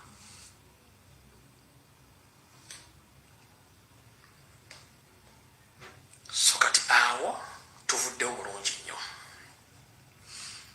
Bwe tumala okuvaawo katugendeko wano. Tetusobola kubeera mu nsi Olaro Otuno mutegeyo topika enjagala. Tetusobola kubeera mu nsi nga abawamba obuyinza bakyakola ebikolobero eby'obutemu. Nojja n'onoonya omwana w'omuntu gwe yazaala n'omubenga n'otegera nti mu nju mwali n'okwata ekkufulu n'ogiteeka ku luggi lwe n'oyiwa amafuta ga peteroli mu luggi lwe ne gayingira enju n'okikumako omuliro n'otambula ng'oyagala asirikire mu nju. Obutemu bwakikula ki? Obutemu bwakikula ki? N'oggala oluggi lw'omu n'otekaka kufuna endala ebweru n'oyiwa amafuta mu luggi n'omukumako omuliro. Butemu bwakikula ki? So bwe tujja okwogera ku bigambo bino abantu baga nti ate abaana boogera nnyo waliwo ekintu ekisusse obutemu bususse. Oli mwagenda muyira acid recently ono mwamuggalidde mu nju ne mugikumako omuliro. Mwagala twogere birungi ffekka byokka. Kati kakibabuulire nno bulijjo butemu kimanyi. N'okukola video zino kati nkikolera abweru w'amateeka baŋŋamba toddamu kwogera ku politics wa Uganda ng'oli wano nkikola ekijja kyonna kijje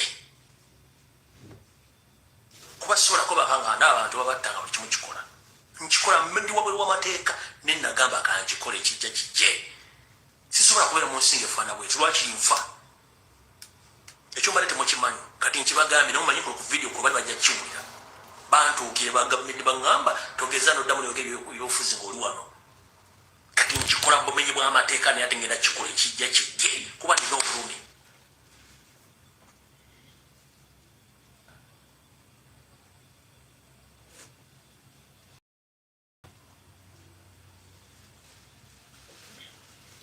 nsi kijoberamu abannansi banyigirizibwa nsi kijoberamu ng'otta abantu nga golozo ogenda kuwangaala nga nfudu nasalawo kyonna ekijja kati yenna neekoowa maye bw'otuuka n'onyigiriza nnyo ennyindo ogireeta omusaayi nebajja alisaazi ne bantwala don't care kisobola kulya sente ya muwa musolo kisobola ate sobola kulya mu nsi yange gwa kati nkiba mbadde temukimanyi nkyogedde nekyo ne bajja okunkiba bajja kuntwala naye nga nkyogedde otufuge waka nebula otufugireyo oyagala tu mwe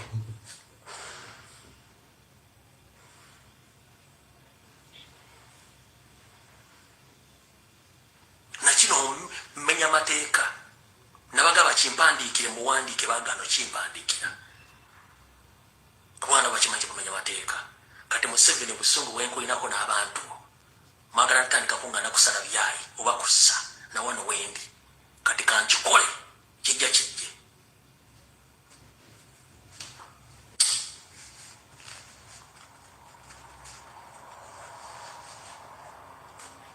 otugumbula abantu odde wali otuule weyagale kuba tuyagala abantu bakwogerako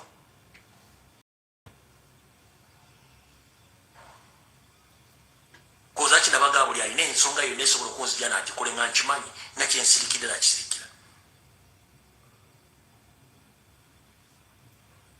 nakisaba nkimanyi nti buli muntu yenna waaye kyasobola okukola okunzija wanakikole nga nakyensika tekyama nkibagambye olwaleero nisisobola kusirikanga abantu bange battibwa abantu bali mu mbeera mbi olina abategekera ekivulu ebiri ku social media tebasobola kwogera ku nsonga z'abantu bali mu kubonaabona wansi ani agenda okbogerera kubanga ye agamba akasitanzijawo mu social media mbangi maze mukulu olwoto oli ku lusozi ofuka akali enkoko kawo kewanise kafuka kati nikumba ofuka mu buliri nze ne bwoba onzijeewo tosobola kujja omazima g'abantu baagala kwerwa nokuli kujjako gavumenti kukyusa gwange eyo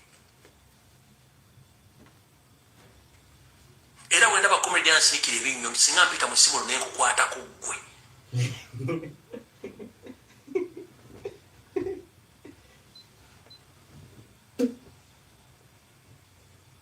bakomedian sinikira ebinyonyi ku linnya lyange singa nsobola okuyita mu simu nenkukwatako bukwasi ggwe tomanyi bizibu byempitamu mumbeera gyempitamu okutuuka okuba information eno nze nfuna information omu nange nentano giteekano ku social media ku basajja ebikolwa bakola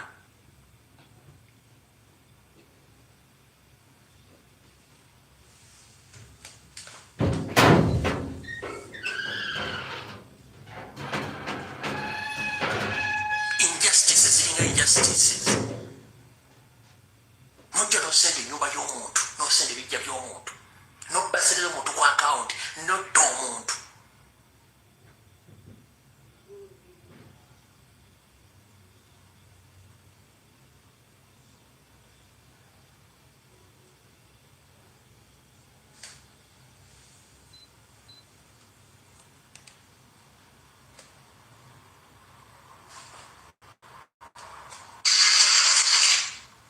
ono omwana w'omuntu alina famire alina abaana n'okugala ennyumba n'omukumako omuliro n'abeera mu mbeera eyo bw'atyo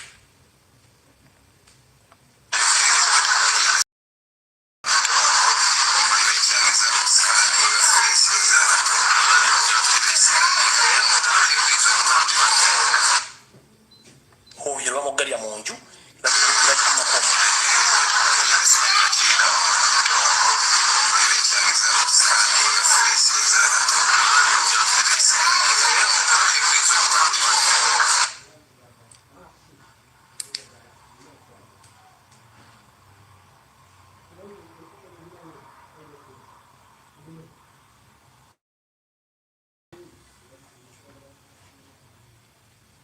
nojja noleeta omuzungu oba ali mu Russia oba ali nawo Eastern Europe n'agamba ngu ye yabeganga Besigye n'abega wakayima nga bazze omuko okukola business ate mbu obujulizi bwe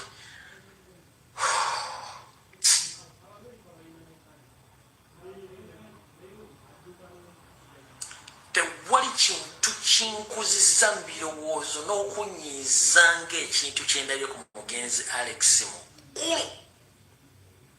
Kale basajja mmwe muli babi.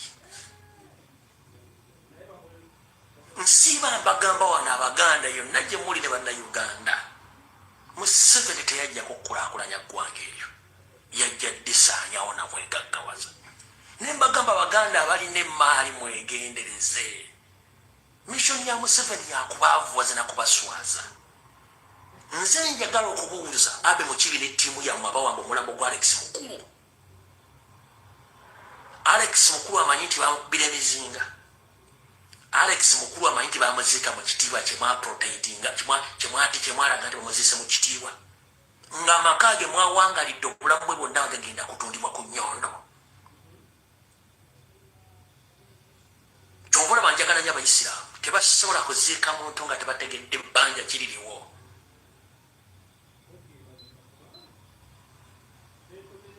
Ne mukwata ssente ze mwakozesezza okuziika Alex mukulu zaade zisolo nga temunnalowoozaako na kumujja mu ddwali. Mwate mulina kusooka kubuuza Alex mukulu ani amubanja. Kati ligase ye ne lyalese byonna enju bagenda gitu emiliyoni 4. Abayimbi ne mugaana okwekwata okusonda miliyoni 4. Abazanyi bakatemba ne mugaana okwesonda miliyoni 4.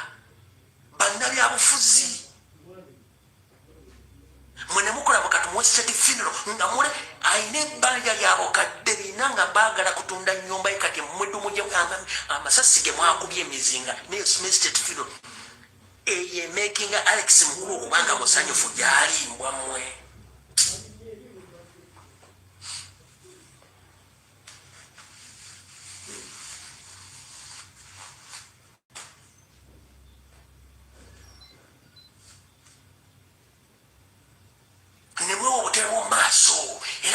MC era nzo yajja okwogera naye nga mukimanyi bulungi nnyo mulina mission Alex battamudde.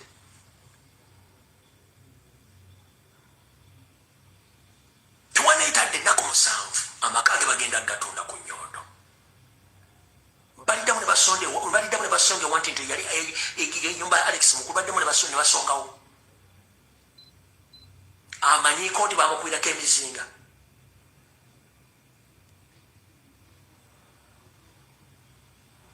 Mu Buganda waffe obulombolombo n'ennono Semaka akomawo n'alambula amaka ge.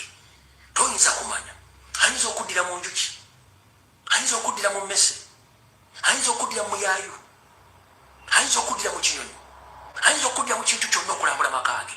Alex mukulu agenda kudda kulambula amaka ge nga waliwo ki mwabeeyita Abaganda bakutte microphone ne mutandika okweyogeza abadde mukwano gwange nkiddamu. Buli musajja Omuganda ataliko kabuuza ne bamuziika adda n'alambula ebintu.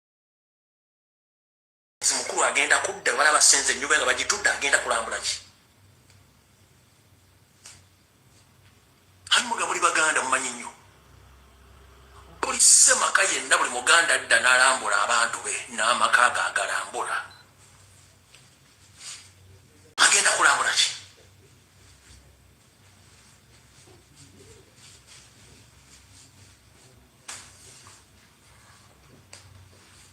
Alex agenda kulambula ki? N'antono theatre. Mudda ne mwekubya ebizimu tuli bana okola n'entoba naddiini. Omuganda ataasibwa muzimu gwe adda n'alambula abantu be oba n'alambula emmaali ye n'alambula amaka ge. Asobola okugira mu kintu kyonna ekyo mbadde temukimanyi. Ne kuno kuliko abakimanyi agamba nti akimanyi wandikawo mu comment section nga sikukasa sigenda natunda yukanyo n'amazzi.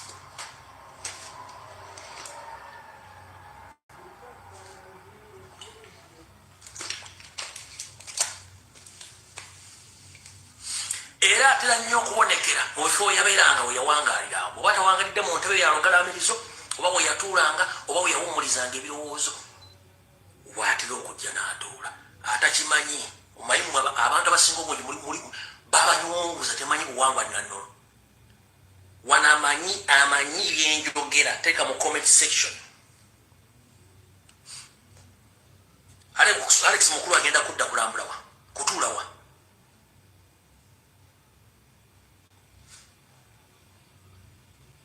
nemwadde mwasaza amasuuti era nze mbadde mumanyi era mbadde weziti abasiraamu nabagamba nze mpuliriza nnyo embuulira y'abasiraamu tebaziika mwana Adamu nga tebamaze kutegeera baani babanja maba mubanja mwaziisa omusajja kale ng'alina ebbanja lwaki temwasooka kubuuza baani abanja Alex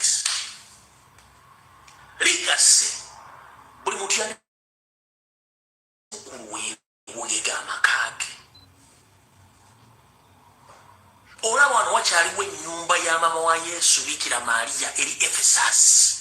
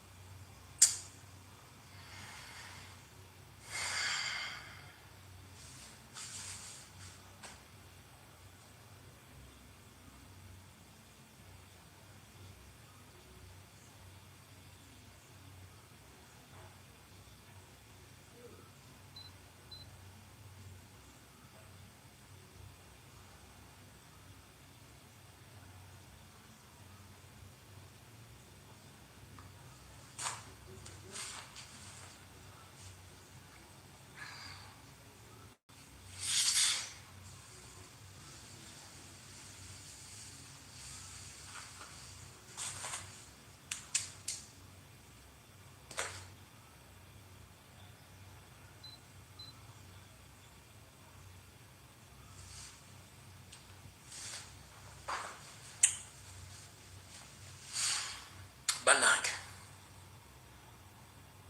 abayimbi abazanyi bakatemba abawandiisi bannabyabufuzi owekitiibwa wava muno ankulamusizaako kansulenti oli bulungi taata wange buno bakanjala babakutuuseeko obadde nfanfe wa Alex mukulu manyi nawe embeera nyijjo limu sinungi nkusaba n'obuwombeefu oyingire mu nsonga z'okutaasa amaka ga Alex mukulu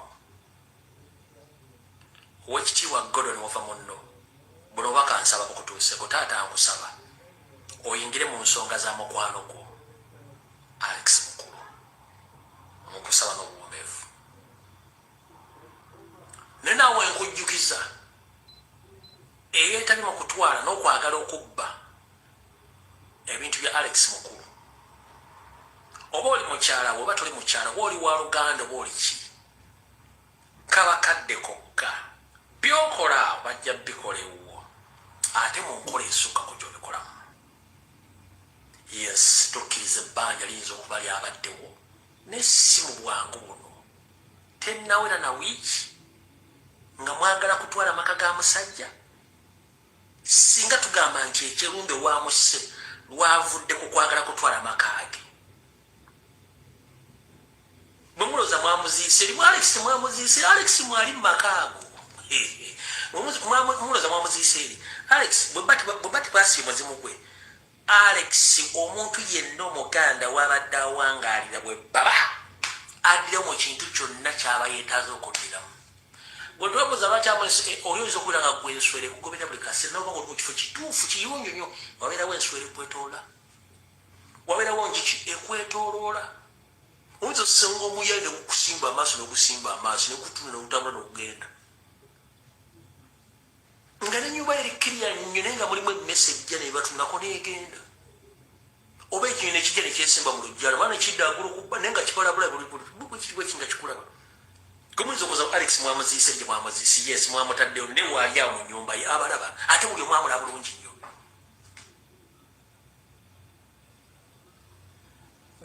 mwata omuntu yenna wawangalira watwala obudde n'atuula n'awangalira ebbanga lye adda mwazise mubiri bw'obanga mu nnyumba yabadde abeeramu na mukozi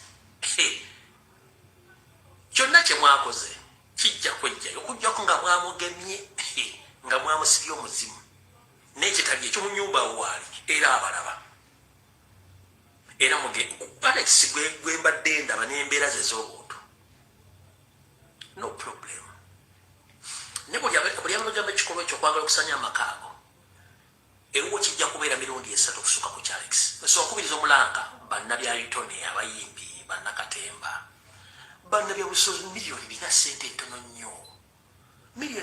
entono nnyo abamuzi w'abakazi kuba bitundu byakyama naye omusajja legasiye kati ensi abaagifunye emogi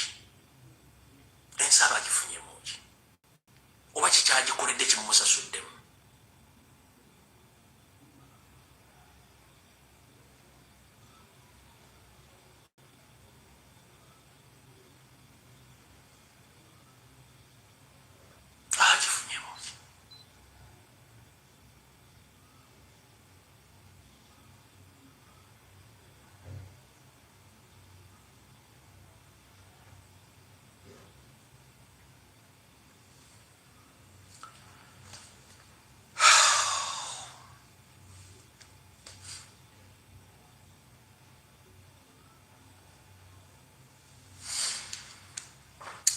Fundikira ka video kano ebifudde mu kooti ku bujulizi obusoose okulabibwako musango wa Tandikano Kizza Besigye then mumanye lwaki His Excellency Robert Kyagulanyi Ssentamu tatera kusinkana abantu bonna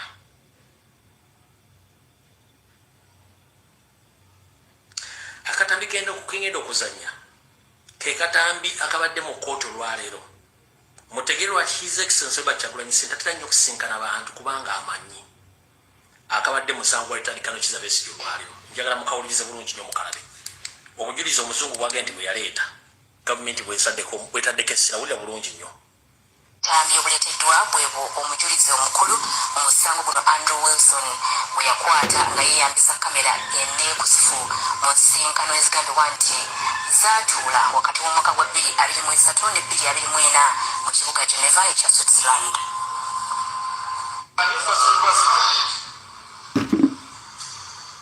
Nga kooti ewulira omusango gwa Besigye ogw'okulya mu nsolo gwe tenatandika kwekennenya butambi n'amaloboozi munnansi wa Amerika era omujulizi omukulu mu musango guno Andrew Wilson kooti emusabye asooka annyonnyole engeri gy'asobola okukwatamu obutambi buno nga tewali amwekengedde. Andrew Wilson abuulidde kooti nti kamera enneekusifu ze yeeyambisa kuliko kamera eyali mu ccaja y'essimu eyali mu power bank mpozi n'endala eyali mu ssaawa gye yayambalanga ku mukono. It has a camera in it and it's also a USB charger. It's a small dot in between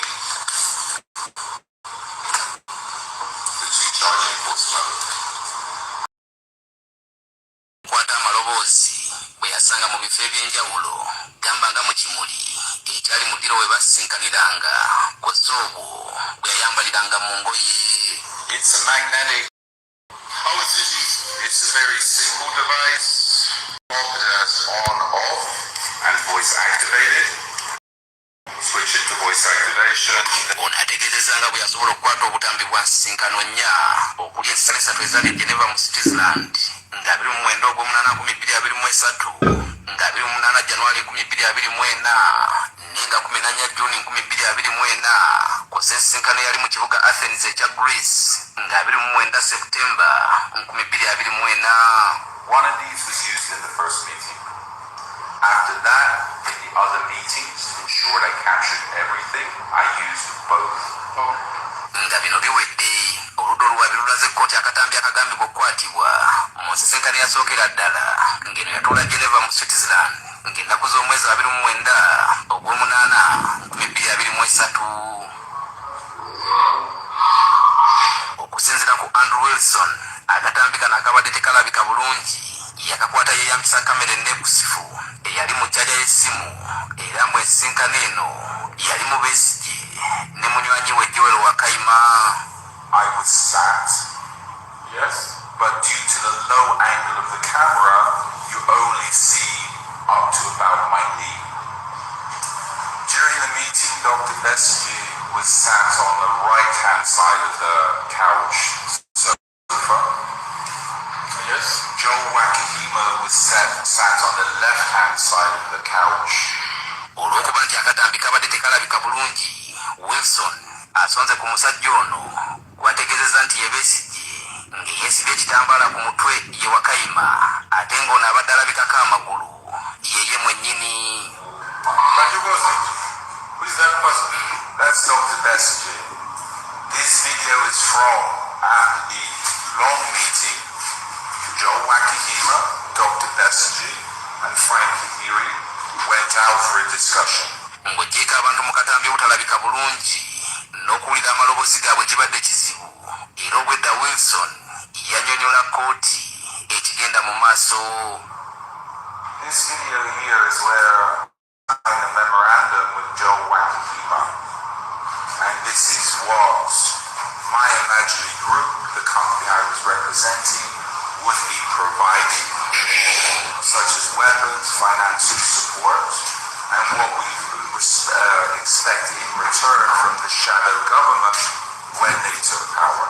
Oluvannyuma lw'akatambi, Wilson yasabye kkooti ewulirize n'amaloboozi ge yakwata mu nsisinkano eno ng'agamba gawulikika bulungi wabula nago nga bw'otaba bwa kutukwogi kibadde kizibu okugawulira. Kyokka Wilson ategeezezza nti eky'omutindo gw'obutambi n'amaloboozi okuba omubi kyava kukuba nti yali teyeetegese bulungi mu nsisinkano eyasooka ng'agamba bye yakwata mu nsisinkano ezaddako byo birabika era n'okuwulikika obulungi. At that stage of the first meeting, my job was to provide information. There was no intention or no foresight at that time that this would be the information provided would be used in court. Olunaku olw'enkya kkooti yakugenda mu maaso n'okwekenneenya obutambi obulala. Wilson bw'agamba okukwata mu nsisinkano ez'enjawulo ze yalimu ne Besigye nga bateesa ku ky'okutta Museveni n'okumamulako gavumenti ye, wabula onajjukira nti bino byonna bigenda mu maaso nga Besigye tali mu kkooti olw'obulwadde obumutawaanya mu kkomera e Luzira.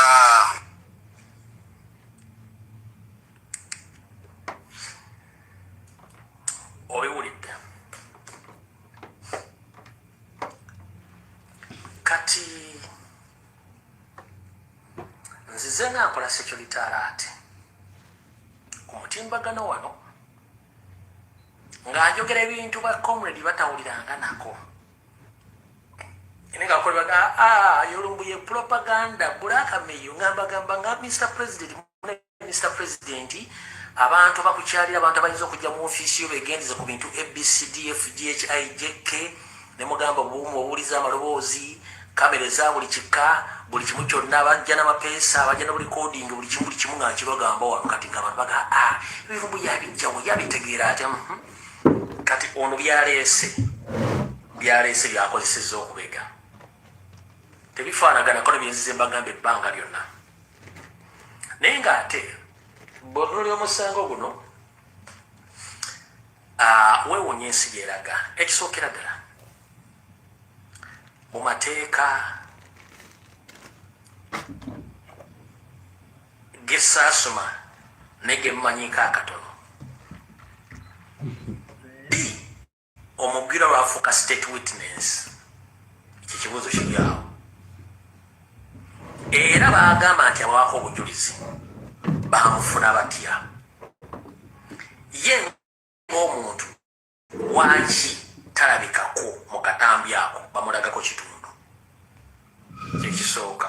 Ekyokubiri omulimu gwe gwali ki asobola tuprovidinga ne contract gye baamuwa okukola omulimu ogwo.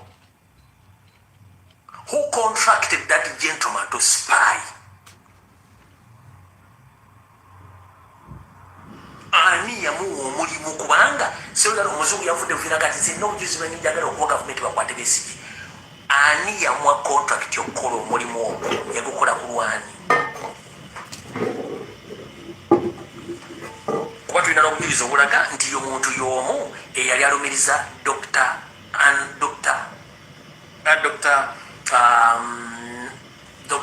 Akure. So ye musajja y'omu yakyusa mannya n'andabika ye musajja y'omu. Simanyi mateeka naye bino obuuzo bibuuza bannamateeka banziremu.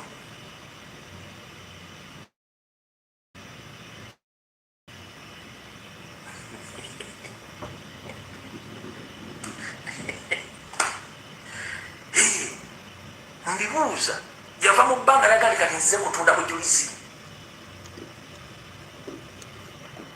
Yava mu bbanga nagali ajje kutunda era kooti ng'etuula ng'ewuliriza obujulizi obwo. A foreigner to become a state witness on whose request, who contracted him to do so.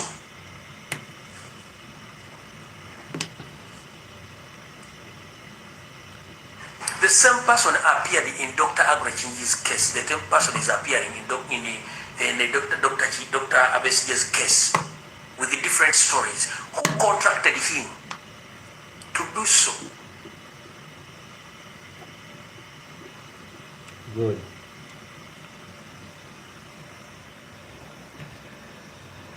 Museveni emizanjo nagyazanya mikadde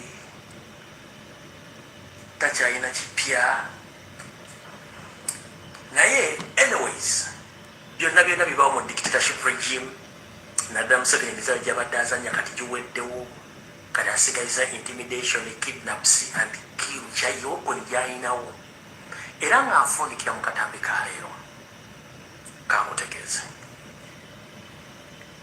mulabewo asingira ddala okuba obubi gy'oli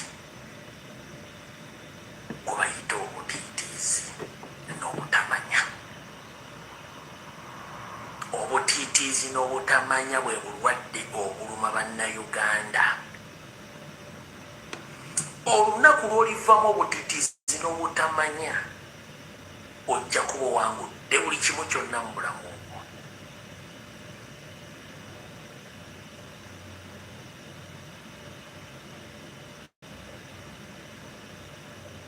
Ompulidde bulungi.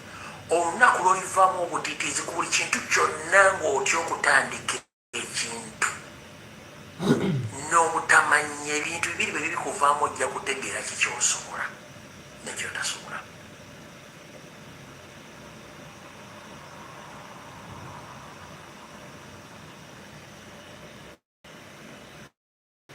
Mu kkooti y'omuzungu tosobola kuleeta ezo vidiyo gwe nga yagikutte toliimu.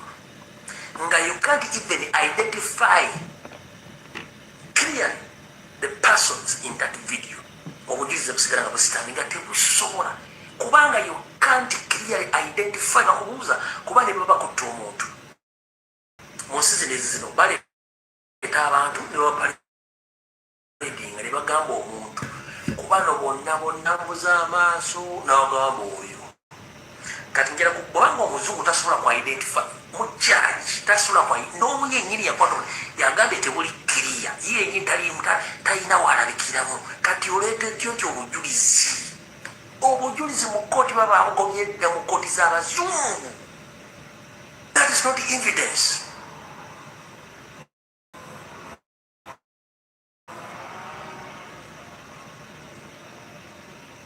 Kubu si bujulizi n'amaloboozi tegavaayo.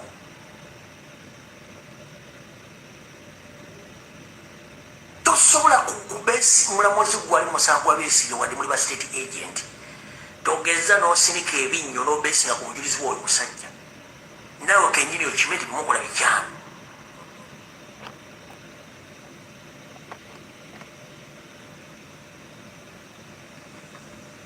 Ye kennyini nga gwe muleese nga state witness mafiya bera abamafiya babajumiya bavuga ebisajja ebira mu nsi bitambula ebimafiya ebyebyo. Lwaki mu nsi ye teriyo omuntu amuvunaana misango gyakutunda byakulwanyisa mu bumenyi bw'amateeka oba okwenyigira mu misango egyo. kati ngenda kusaba ba human rights activists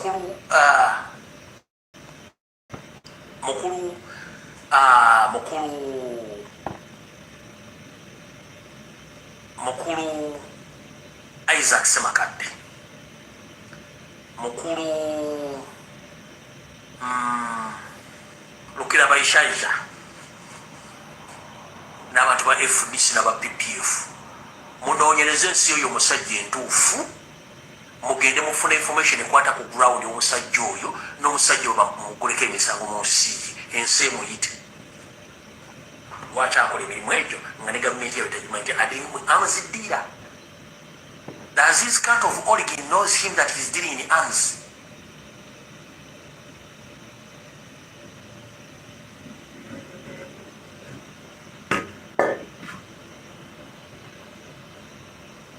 Does his country of origin knows that that gentleman deal in arms selling?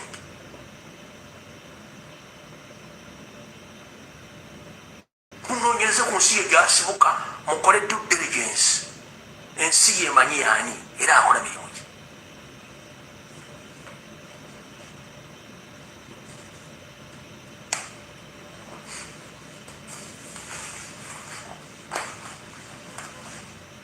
Video ewedde mukaba nkuumire n'eriddewo over. Mwelaba.